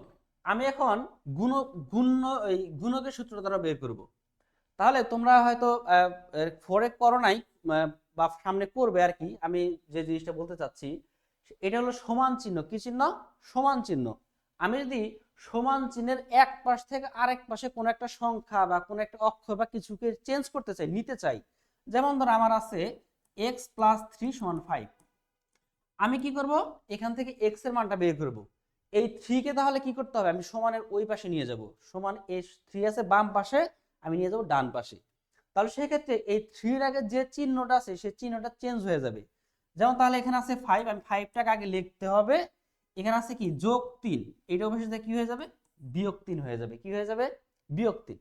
মানে সমানের আগে যদি একটা চিহ্ন থাকে, মানে কোন একটা সংখ্যা থাকে, সেই সংখ্যাকে সমানের বিপরীত পাশে নিতে গেলে যে চিহ্ন থাকবে সেই চিহ্ন কি হবে? চেঞ্জ হবে। যোগ থাকলে হয়ে যাবে বিয়োগ, যদি বিয়োগ থাকতো হয়ে যেত যোগ। আমরা কি জানি? যোগের বিপরীত বিয়োগ, আর বিয়োগের বিপরীত কে? যোগ, তাই না? তাহলে এই যোগটা বসে যায় কি হয়ে যেত? বিয়োগ। আর বিয়োগ থাকলে কি হয়ে যেত? যোগ। আর গুণ যখন থাকবে, ধরো x × 3 = 5, তাহলে এই 3 এর পাশে কি হয়ে যাবে? ভাগ হয়ে যাবে। যেহেতু 3 এর আগে গুণ চিহ্ন আছে, কি চিহ্ন আছে? গুণ। তাহলে ওই পাশে সমানের ওই পাশে কি হবে? ভাগ। যদি এই পাশে থাকতো ভাগ, তাহলে সমানের ওই পাশে কি হয়ে যেত? 5 গুণ হয়ে যেত। তাহলে সমানের আগে একটা সংখ্যা থাকলে, মানে এক সমানের এক পাশে একটা সংখ্যা থাকলে আমি ওই সংখ্যাটাকে আরেক পাশে নিতে চাই, সংখ্যা থাক বা অক্ষর থাক, তাহলে চিহ্ন চেঞ্জ হয়ে যায়। কি চিহ্ন চেঞ্জ হয়? প্লাস থাকলে হবে, মানে যোগ থাকলে হবে বিয়োগ, বিয়োগ থাকলে যোগ, গুণ থাকলে ভাগ, ভাগ থাকলে গুণ। তাহলে আমরা এখান থেকে কি বের করব? এই গুণককে বের করব। তাহলে আমার খেয়াল করো, এই গুণ্যটাকে আমি কি করব? সমানের এই বাম পাশে নিয়ে আসবো, সমানের বাম পাশে নিয়ে আসবো। এই পাশে আগে থেকে কে বসে আছে? গুণফল। কে বসে আছে? গুণফল। সেই গুণফলটাকে আমার আগে বসাইতে হবে। আর এই গুণ্যটা এই পাশে এসে কি হয়ে যাবে? যেহেতু গুণকের সাথে গুণ আকার আছে, এই পাশে ভাগ হয়ে যাবে। এই যে ভাগ গুণ্য। সবাই কি বুঝতে পেরেছো? তাহলে এভাবে করে আমি যখন গুণের সূত্রটা বের করব, তাহলে এই পাশে আগে থেকে গুণফল আছে, সেই গুণফলটাকে আগে লিখবো। এই গুণকটাকে আমার এই পাশে আনতে হবে। গুণকের আগে আছে গুণ চিহ্ন, এই পাশে হয়ে যাবে ভাগ। তাহলে গুণফল ভাগ গুণক। তাহলে আমাদের এই যে সূত্রটা গুণফল সমান গুণ্য গুণ গুণক, এই সূত্রটা আমরা জানা থাকলে আমাদের তাহলে এই যে গুণক আর গুণনের সূত্রটা আমরা এই সূত্র থেকে আমরা বের করে ফেলতে পারবো। আমাদের আর মুখস্থ করার প্রয়োজন পড়বে না। আমরা যখনই 3টা সূত্র মুখস্থ করতে যাব তখন আমাদের মনের ভিতরে মানে পরীক্ষা লিখতে যা গন্ডগোল পেকে যাবে যে কোনটা যেন আগে পরে, তাই না? এরকম হয় কিন্তু। ঠিক আছে, তাহলে আমরা মূল সূত্র যেটা আছে গুণফল সমান গুণ্য গুণ গুণক, এই সূত্রটা মুখস্থ করব এবং এই সূত্র থেকে বাকি দুটো সূত্র আমরা বের করে ফেলবো। এবার খেয়াল করো, যে কোনো সংখ্যাকে 0 দ্বারা গুণ করলে গুণফল কত হবে? 0। 2 এর সাথে 0 গুণ করলে 0, 5 এর সাথে 0 গুণ করলে 0। তোমার সাথে যদি 0 কে গুণ করা হয় তাহলে কি হয়ে যাবা? 0 হয়ে যাবে। বুঝতে পারছো? আর যার সাথে তুমি গুণ করো না কেন কি হয়ে যাবে? 0ই হয়ে যাবে। ঠিক আছে, ক্লিয়ার? আচ্ছা, তাহলে আমাদের এই অধ্যায়ের মানে গুণের ক্ষেত্রে যে বেসিক আলোচনাগুলো ছিল সে আলোচনাগুলো মোটামুটি আমরা শেষ করে ফেললাম। এর আমরা এখানে সংক্ষিপ্ত প্রশ্ন আছে কিছু, সেই সংক্ষিপ্ত প্রশ্নগুলো একটু দেখি। যে প্রথমেই গুণ্য নির্ণয়ের সূত্র, গুণ্য নির্ণয়ের সূত্রটা কি আমরা একটু আগে দেখে আসলাম, গুণফল ভাগ গুণক। এবারে গুণ্য গুণ গুণক সমান কি হবে? গুণফল। গুণ্য গুণ গুণক সমান কি হবে? গুণফল। ঠিক আছে, এরপরে দেখো এই 233 গুণ 17 সমান এত, এখানে গুণ্য কত? গুণ্য কোনটা? যাকে গুণ করা হয়েছে 233। বা খেয়াল করবা গুণের ক্ষেত্রে সবসময় যেটা বড় সংখ্যা থাকে বড় সেই সংখ্যাকে গুণ্য ধরা হয়, আর ছোট সংখ্যাটাকে কি করা হয়? গুণক। তাহলে গুণের ক্ষেত্রে বড় সংখ্যাটাকে ধরা হয় গুণ্য, ছোট সংখ্যাটাকে সবসময় কি ধরা হয়? গুণক ধরা হয়, গুণক। আমরা একটু সাফায়াত ইসলাম আনমিউট হয়ে কথা বলা যাবে না। এরপরে এটার সাথে 100 গুণ করবো, তাহলে এটা এই গুণ করার প্রক্রিয়াটা আসলে কি? আমরা এই 1110 এর সাথে 1 গুণ করলে কত হবে? 1110 হবে, আর এই দুইটা শূন্য শুধুমাত্র বসাই দিব, মানে 10, 100, 1000, 10,000 এরকম সংখ্যা দ্বারা গুণ করলে কি হয়? যে সংখ্যাটাকে মানে গুণ্য যে সংখ্যাটা থাকে সেই সংখ্যাটা জাস্ট বসাবো, এরপরে এখানে 10 থাকলে একটা শূন্য বসবে, 100 থাকলে দুইটা, 1000 থাকলে তিনটা, জাস্ট ওই শূন্যগুলো আমরা কি করবো? বসাই দিব, তাহলে শেষ। 10, 100 এগুলো দ্বারা গুণ করা খুবই সহজ। এরপরে গুণক 20 গুণফল 0, গুণ্যের মান কত? তাহলে গুণ্য কত হবে? 0, তাই না? গুণ্য সমান কি আমরা একটু আগে দেখে আসলাম না যে গুণ্য সমান কি হবে আমাদের? এই যেখানে গুণফল ভাগ গুণক, তাই না? তাহলে এখানে গুণফল কত আছে? 0, তাহলে 0 ভাগ 20 কত হবে? 0। 0কে কোন সংখ্যা দ্বারা ভাগ করলে কি হয়? 0ই হয়। এরপরে দেখো এই যে 487 গুণ 1000, এখানে গুণফল কয়টি অঙ্ক বিশিষ্ট? খেয়াল করে এটাকে গুণ করতে হবে। তাহলে যে 1000 আছে 487 গুণ 1 কত হবে? 487, আর 3টা শূন্য দিব। এখন হ্যাঁ, প্রশ্নটা কি? প্রশ্নটা কিন্তু গুণফল চায় নাই, বলছে গুণফলটা কয় অঙ্ক বিশিষ্ট, কয় অঙ্ক। তোমরা কি অঙ্ক চেনো? অঙ্ক কারা? আচ্ছা, অঙ্ক কি? যে গণিতে ব্যবহৃত চিহ্ন বা প্রতীককে অঙ্ক বলা হয়। এখন গণিতে ব্যবহৃত চিহ্ন বা প্রতীক কারা? এই 0, 1, 2, 3, 4, 5, 6, 7, 8, 9 এরা হলো অঙ্ক। এখন যখন তাহলে এখানে আমার একটা সংখ্যা গঠন করতে গেলে আবার কি করতে হয়? সংখ্যা আবার কি? যে এক বা একাধিক অঙ্ক মিলে যা গঠিত হয় তাই সংখ্যা। মানে এই 0 থেকে 9 এই 10টা হলো অঙ্ক, আবার সংখ্যাও। কিভাবে? আমি যখন বলবো 1 তখন এটা শুধু এটা কি? অঙ্ক। বাট যখন বলবো আমার কাছে একটি পেন আছে তখন সেটা কি হয়ে যাবে? সংখ্যা হয়ে যাবে। আমি বলবো 5 হলো একটা অঙ্ক, যখন বলবো আমার কাছে 5টি আম আছে তাহলে 5 কি হয়ে যাবে? সংখ্যা হয়ে যাবে। তাহলে এগুলো হলো এক অঙ্কের সংখ্যা। এবার 9 এর পরে আমরা কি লিখি? 10 লিখতে কয়টা অঙ্ক লাগছে? 1 আর 0 দুইটা অঙ্ক, তার মানে এটা 2 অঙ্কের সংখ্যা। তাহলে 2 অঙ্কের সংখ্যা কত থেকে কত পর্যন্ত? 10 থেকে 99। এরপরে চলে আসবে 100 লিখতে কয়টা অঙ্ক লাগছে? 3টা। তাহলে 100 থেকে 999 পর্যন্ত এগুলা কি? 3 অঙ্কের সংখ্যা, 3 অঙ্কের সংখ্যা। তাহলে আমরা এখানে যে গুণফলটা পাইলাম এটা কয় অঙ্কের? এই যে 1, 2, 3, 4, 5, 6। তাহলে অঙ্ক কয়টা? 6টি। ঠিক আছে। আচ্ছা, কিশলয় কিছু বলতে চাচ্ছ? হ্যাঁ, তাড়াতাড়ি আনমিউট হয়ে বলতে হবে। কিশলয়, বলো। জি, হ্যাঁ হ্যাঁ শুনতে পাচ্ছি, বলো। জি, বুঝি নাই। অঙ্ক, আচ্ছা অঙ্কটা হলো গণিতে ব্যবহৃত চিহ্ন বা প্রতীককে, গণিতে ব্যবহৃত চিহ্ন বা প্রতীককে অঙ্ক বলে। এখন প্রতীক কয়টা গণিতে ব্যবহৃত? 10টা, 0 থেকে 9, ঠিক আছে। আর সংখ্যা কি? এক বা একাধিক অঙ্ক মিলে যা গঠিত হয় তাই সংখ্যা। তাহলে 0 থেকে 9 এই 10টা অঙ্ক, আবার সংখ্যাও। 9-এর পরের গুলা তো সংখ্যাই অটোমেটিকলি, তাই না? এই স্যার জি, স্যার একটি প্রশ্ন দেখতে পারি? বুঝি নাই। একটি প্রশ্ন দেখতে পারি?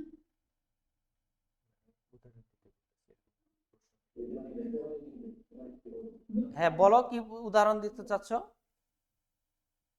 স্যার 1 নাম্বার প্রশ্নটা কি একটু দেখতে পারি? বুঝি নাই 1 নম্বর।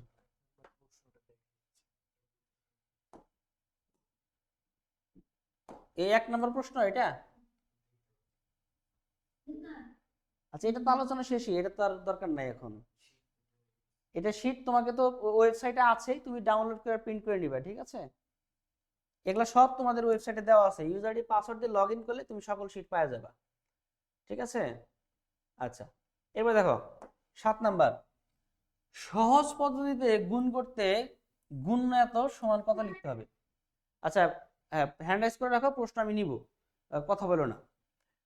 গুণ করা একটা পদ্ধতি তোমাদের বইয়ে আছে, সহজ পদ্ধতি। কি পদ্ধতি? সহজ পদ্ধতি। সহজ পদ্ধতিটা কেমন?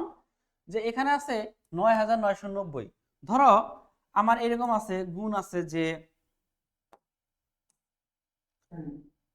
স্যার 10,000 বিয়োগ 10 10,000 বিয়োগ 10 হবে। বুঝি নাই। 10,000 বিয়োগ 10 হবে স্যার। আচ্ছা ঠিক আছে, তোমাকে উত্তর বলতে পারি নাই, আমি বুঝাচ্ছি। আচ্ছা, তার মানে মানে সহজ পদ্ধতিটা হলো যে 9990, এরপরে আমরা এই যে কি একের পরে যদি শূন্য থাকে, 10, 100, 1000, 10,000 এরকম সংখ্যা থাকলে, তাহলে সেই ধরনের সংখ্যা দ্বারা গুণ করতে আমাদের কি সুবিধা হয়। তাহলে আমরা এখানে যদি ধরো 99 আছে, তাহলে আমরা কি লিখতে পারি? যে 100 বিয়োগ 1 লিখতে পারি, এরকম, তাই না? ধরো আমার 999 আছে, তাহলে কি লিখতে পারি? 1000 বিয়োগ 1, বা যদি 990 থাকে তাহলে 1000 বিয়োগ 10 লিখতে পারি, তাই না? তাহলে এখানে 9999, তাহলে এরপরে কত লিখতে পারবো আমরা? 10,000 বিয়োগ কত হবে? 10। 10,000 বিয়োগ 10 লিখলে 9990 হবে, ঠিক আছে। এটা হলো কি সহজ পদ্ধতি, যে 9999, 999 বা 9990 এগুলো একটি বড় সংখ্যা, এগুলো দ্বারা গুণ করতে গেলে কি হয়? একটু বেশি নামতা বলতে হয়, বেশি পরিশ্রম করতে হয়। বাট যদি তখন আমি একের পরে 10, 100, 1000, 10,000 এই ধরনের সংখ্যা নিয়ে আসতে পারবো, তখন আমার গুণ করতে কি হবে? সুবিধা হবে। হ্যাঁ, তাবিবুর আলম বলো। স্যার 10 কেন অঙ্ক না? হ্যাঁ, 10 সংখ্যা, 2 অঙ্কের সংখ্যা। অঙ্ক হলো 10টা, 0 থেকে 9। তুমি যত বড় সংখ্যাই লিখো না কেন, তোমার এই 10টা অঙ্ক দিয়ে সকল সংখ্যাই লেখা যাবে, ঠিক আছে। আচ্ছা, এরপর আমরা দেখি 1010কে 2 অঙ্কের বৃহত্তম সংখ্যা দ্বারা গুণ করলে, এই যে 2 অঙ্কের বৃহত্তম সংখ্যা, আমরা কি জানি বৃহত্তম সংখ্যা কত? 1 অঙ্কের বৃহত্তম সংখ্যা কত? স্যার একটা 9। এই যে অঙ্ক যে আছে 10টা, 0 থেকে 9, এদের মধ্যে সবচেয়ে বৃহত্তম অঙ্ক কোনটা? 9। কারণ 1 অঙ্কের বৃহত্তম সংখ্যা একটা 9, 2 অঙ্কের বৃহত্তম সংখ্যা 2টা 9। তাহলে বলছে 1010কে আমি যদি 2 অঙ্কের বৃহত্তম সংখ্যা মানে 99 দ্বারা গুণ করি, তাহলে গুণফল কত হবে? তাহলে এটা আমরা গুণ করে আনসারটা লিখে ফেলতে পারবো। আচ্ছা, দেখো, এমন 3টি সংখ্যা লিখো যাদের গুণফল আর যোগফল সমান। এমন 3টা সংখ্যা আছে যাদের গুণফল যা, যোগফল তাই। তারা কারা? 1, 2, 3। দেখো, যোগ করো, 3 আর 2 5, আর 1 যোগ করলে কত হবে? 6। গুণ করো, 3 দোকানে 6, 6 একে 6। তাহলে এমন 3টা অঙ্ক যাদের যোগফল আর গুণফল একই, তারা কারা? 1, 2, 3। 4 অঙ্কের ক্ষুদ্রতম সংখ্যাকে 99 দ্বারা গুণ করলে কত হবে? 4 অঙ্কের ক্ষুদ্রতম সংখ্যা কত? 1 অঙ্কের মানে সবচেয়ে ক্ষুদ্রতম অঙ্ক কোনটা? 0। তাহলে 1 অঙ্কের ক্ষুদ্রতম সংখ্যা কত? 0। এবার 2 অঙ্কের ক্ষেত্রে আমরা কত আসবো? 1, এরপরে 0, 10। 3 অঙ্কের ক্ষেত্রে কি লিখবো? 1 দিয়ে 2টা 0। 4 অঙ্কের ক্ষেত্রে 1 দিয়ে 3টা 0। এখানে কয় অঙ্ক বলছে? 4 অঙ্ক। এটার সাথে আমরা কি করব? 99 দ্বারা গুণ করব। তাহলে 99 কে 99 আর 3টা 0, শেষ। এবারে গুণনায়ত, গুণক এত, গুণফল কত? এটা আমরা গুণফল করে বের করব। আচ্ছা, এখানে সবগুলো আলোচনা করতে হবে না, অনেকগুলো তোমরা আসলে নিজেরাই পারবা, যেগুলো আলোচনা করা দরকার আমি সেগুলো আসলে দেখতেছি। এই যে গুণ কাকে বলে?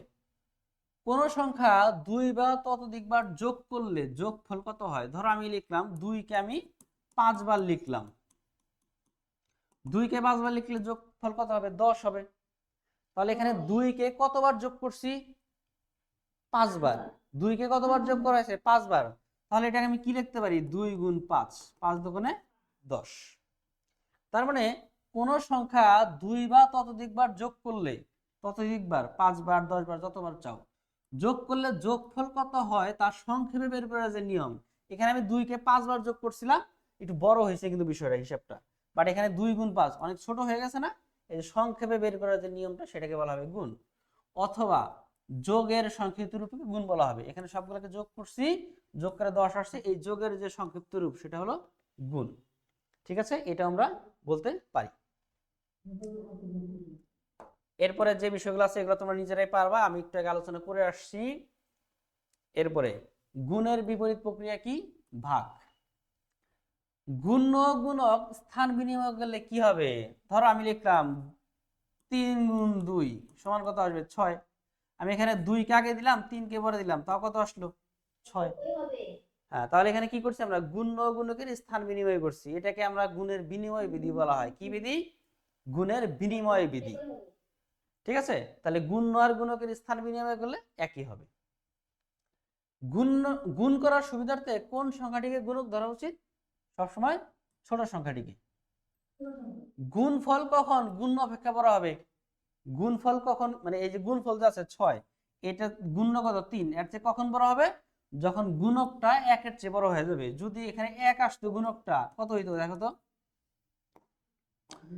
গুণক যখন 1, তখন কি গুণ আর গুণফল কি সমান?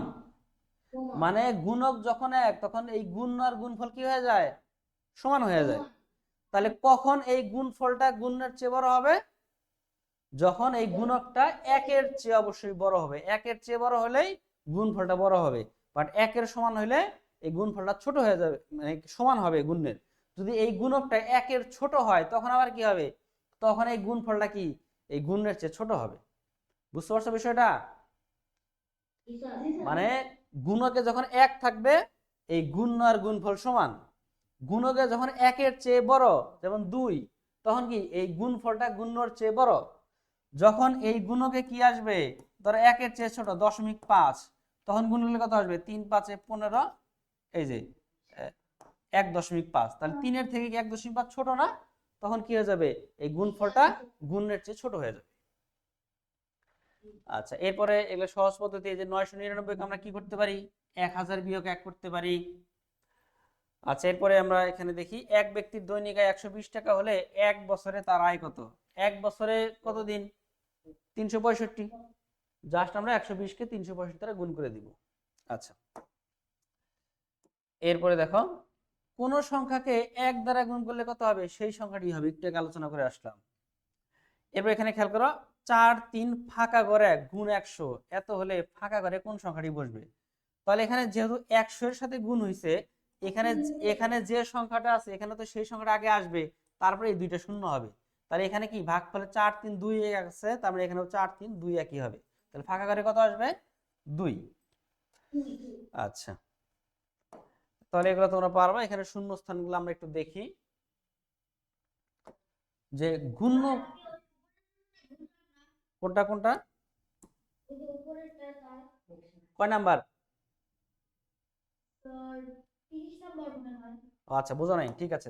দেখো 4, হ্যাঁ, আমরা আনমিউট হয়ে কথা বলবো না, ঠিক আছে? প্রশ্ন থাকলে হ্যান্ড রাইজ করব বা বলবো। দেখো 4 3 ফাঁকা ঘর গুণ 1 গুণ 100 সমান এত, গুণফল দেওয়া আছে, মানে গুণের জায়গায় একটা ফাঁকা ঘর আছে, এই ফাঁকা ঘরে কি বসবে সেটা বের করতে হবে। তাহলে গুণকের জায়গায় যেহেতু 100 আছে, তাহলে এখানে যে সংখ্যাটা আছে সেই সংখ্যাটা আগে বসবে, তারপরে কি হবে? এই যে 100-তে যে দুইটা শূন্য, সেই দুইটা শূন্য বসবে, তাই তো হিসাবে তাই আসে। তাহলে এখানে আমার কি 4 3 2 1, এরপরে দুইটা শূন্য আছে, তাহলে আমার এখানে কি গুণের জায়গায় 4 3 2 1 আসবে। ঠিক আছে, এরপরে দেখো শূন্য স্থান 1 নাম্বার, গুণকে ড্যাশ দিয়ে গুণ করলে গুণফল পাওয়া যায় কি দিয়ে? গুণক, মানে গুণকে গুণক দ্বারা গুণ করলে আসলে গুণফল পাওয়া যাবে। কোন সংখ্যাকে শূন্য দ্বারা গুণ করলে কি হবে? শূন্যই হবে। আচ্ছা, এরপরে দেখো কোন সংখ্যাকে ড্যাশ দিয়ে গুণ করলে গুণফল ওই সংখ্যায় এক, একটু আগে আলোচনা করে আসলাম। 4 অঙ্কের বৃহত্তম সংখ্যা কত? 4টা 9, হ্যাঁ। এর সাথে গুণ কত গুণ করলে এটা হবে? আচ্ছা, এখানে একটু ভুল আছে, এখানে 1 হবে না, এখানে 9 হবে। তাহলে এখানে 9 9 9 9, এরপরে দুইটা শূন্য আছে, তাহলে এটার সাথে কত গুণ করলে এটা হবে? 100। এবার ড্যাশ অঙ্কের বৃহত্তম সংখ্যা গুণ 1000 সমান এত। তাহলে এখানে 4টা শূন্য আছে, এখানে 4টা শূন্য আগে বসাও, তার আগে কত আছে? 99। তাহলে এখানে কত হবে? 99 হবে। তাহলে 99 কয় অঙ্কের বৃহত্তম সংখ্যা? 2 অঙ্কের। কত অঙ্কের? 2 অঙ্কের। ঠিক আছে? আচ্ছা, তাহলে এই জিনিসগুলো তোমরা আশা করি বুঝতেছো। এবারে 5 অঙ্কের ক্ষুদ্রতম সংখ্যা গুণ ড্যাশ সমান এত। এখন 5 অঙ্কের ক্ষুদ্রতম সংখ্যা কত? 1 দিয়ে এর সাথে কত গুণ করলে এটা হবে? এই যে 4টা শূন্য আছে, যেহেতু এখানে এই 4টা শূন্য আছে, এরপর 5 7 8 4, তার মানে এখানে হবে 5 7 8 4 এর সাথে এটা গুণ করলে এটা হবে। ঠিক আছে? আচ্ছা, এরপরে ড্যাশ অঙ্কের ক্ষুদ্রতম সংখ্যা গুণ 8 3 2 5 সমান এত। তাহলে এখানে 8 3 2 5 গুণকের জায়গায় 8 3 2 5 আছে, এখানে ভাগফলে 8 3 2 5 আছে, এরপরে কত আছে? 3টা শূন্য আছে। কয়টা শূন্য? 3টা শূন্য। তাহলে এখানে কত হবে? 1 দিয়ে 3টা শূন্য, তাহলে 1000। এটা কয় অঙ্কের ক্ষুদ্রতম সংখ্যা? 4 অঙ্কের। ঠিক আছে? এরপরে এগুলা এরপরে দেখো 3 অঙ্কের বৃহত্তম সংখ্যা কত? 3টা 9 গুণ 4 অঙ্কের ক্ষুদ্রতম সংখ্যা কত? 1 দিয়ে 3টা শূন্য। তাহলে গুণ করলে কত? 999 আর 1 গুণ করলে 999, আর 3টা শূন্য বসাই দিব আমরা। এরপরে আমরা মিউটে আনমিউটে কথা বলবো না। কি সাফিত বাবু, মিউট হয়ে থাকো। এক হালি কলার দাম 40 টাকা হলে ড্যাশ ডজন কলার দাম 720 টাকা। তাহলে এক হালি কলার দাম কয় টাকা? 40 টাকা। তাহলে কত ডজন কলার দাম আসলে 720 টাকা হবে? আমাদের কি করতে হবে? হ্যাঁ, 720 কে আমরা কি করব? 40 দ্বারা, আচ্ছা 6 ডজন কলার দাম হবে। আচ্ছা, এবারে 12 নম্বর অঙ্কটা খেয়াল করো, এটা ভালো করে খেয়াল করো। গুণ্য গুণকের 500 গুণ। গুণ্য গুণকের কত গুণ? 500 গুণ। গুণক 100 হলে গুণফল কত? তাহলে গুণক হলো 100, গুণ্য এই গুণকের কত গুণ? 500 গুণ। তার মানে 100 এর সাথে 500 কে কি করতে হবে? গুণ করতে হবে। তাহলে এখানে কত হবে? 5 একে 5, এখানে দুইটা শূন্য, এখানে দুইটা শূন্য, 4টা শূন্য। কয়টা শূন্য? তাহলে এই যে হ্যাঁ, এটা কি? এটা হলো আমার গুণ্য। আর এই 5, এই গুণক কত? 100। তাহলে এইটা গুণ 100। তাহলে 5 একে 5, এখানে 4টা শূন্য, এখানে দুইটা। কয়টা শূন্য হবে? 6টা শূন্য। বুঝতে পেরেছো সবাই?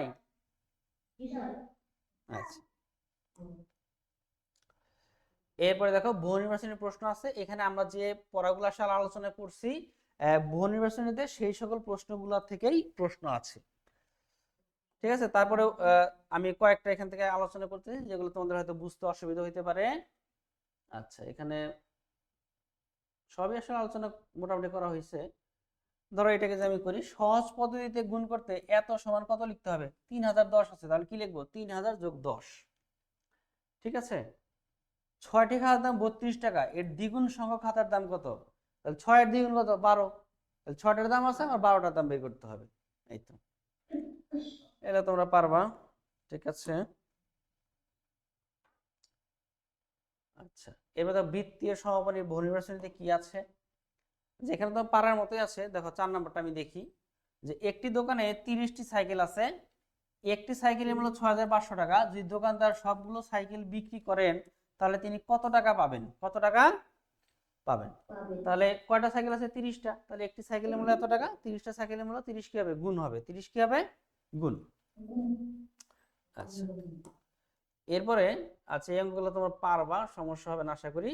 যদি না পারো আগামী ক্লাসে বললে আমি তোমাদেরকে আলোচনা করে দিব। আচ্ছা, তাহলে তোমরা এই যে আজকের ক্লাস হলে এই গুণের বিষয়গুলো তোমরা, মানে গুণের যে শীটটা আছে সেই গুণের শীটটা তোমরা শেষ করবা। এখন তোমাদেরকে আমি গুণ করে একটা পদ্ধতি দেখাবো। সেটা হলো যে ধরো আছে 525, একে তুমি 15 দ্বারা গুণ করবা। নর্মালি তোমরা কি করো গুণের ক্ষেত্রে? প্রথমে 5 দ্বারা গুণ করবা, তারপরে 1 দ্বারা। তাহলে 5 5 25 5 হাতে 2, 5 দোকানে 10 দিয়ে 12, হাতে 1, 5 5 25 আর 1 26, এবার কি শূন্য, 5 1 5, 2 1 2, 5 1 5, তাহলে 5 5 দিয়ে 7, 6 দিয়ে 8, 5 দিয়ে 7, এটা। তো নর্মালি তো আসলে এভাবেই করে করা হয়, বা তোমরা এভাবে করেই করো।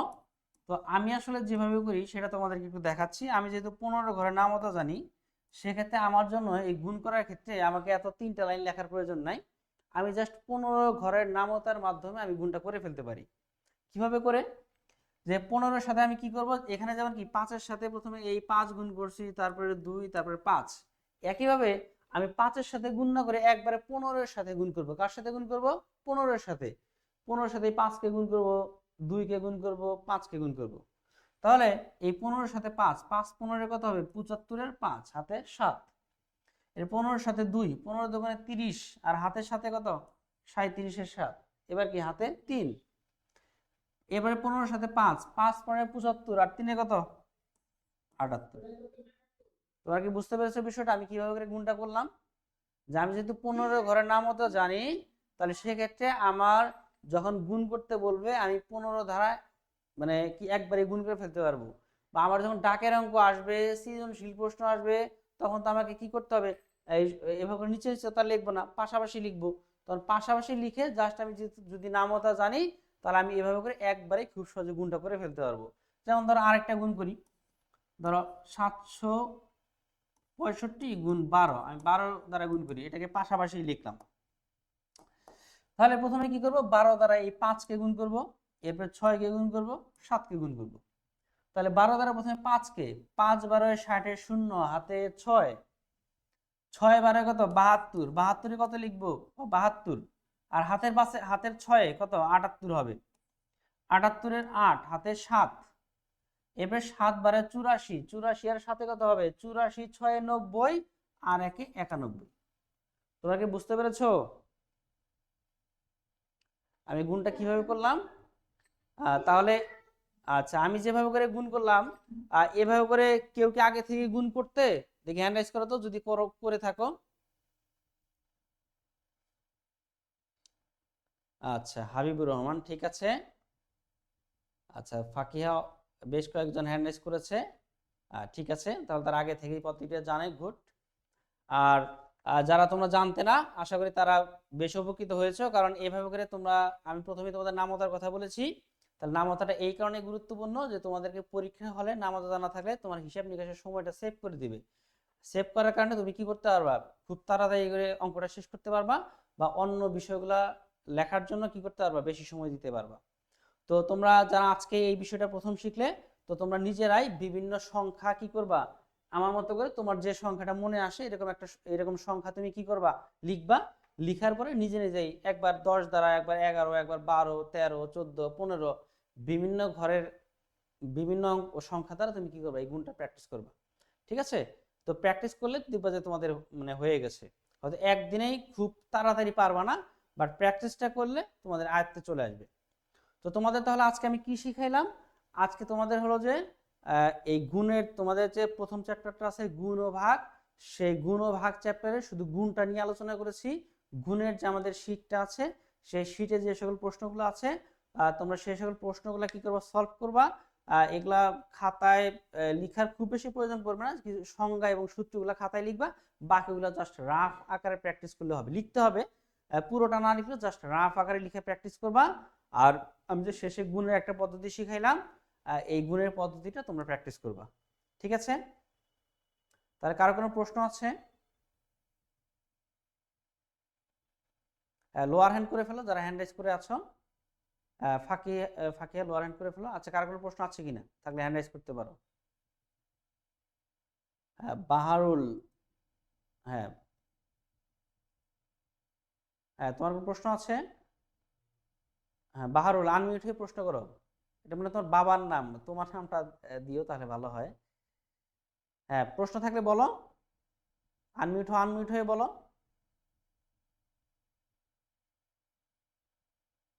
আনমিউট মানে করতে পারতেছেন না, করে দাও তো, করে যায় না। আচ্ছা, আনমিউট। আচ্ছা, কোনো প্রশ্ন থাকলে মেসেজ করেন আর কি। হ্যাঁ ঠিক আছে, এখন এখন এখন করেন।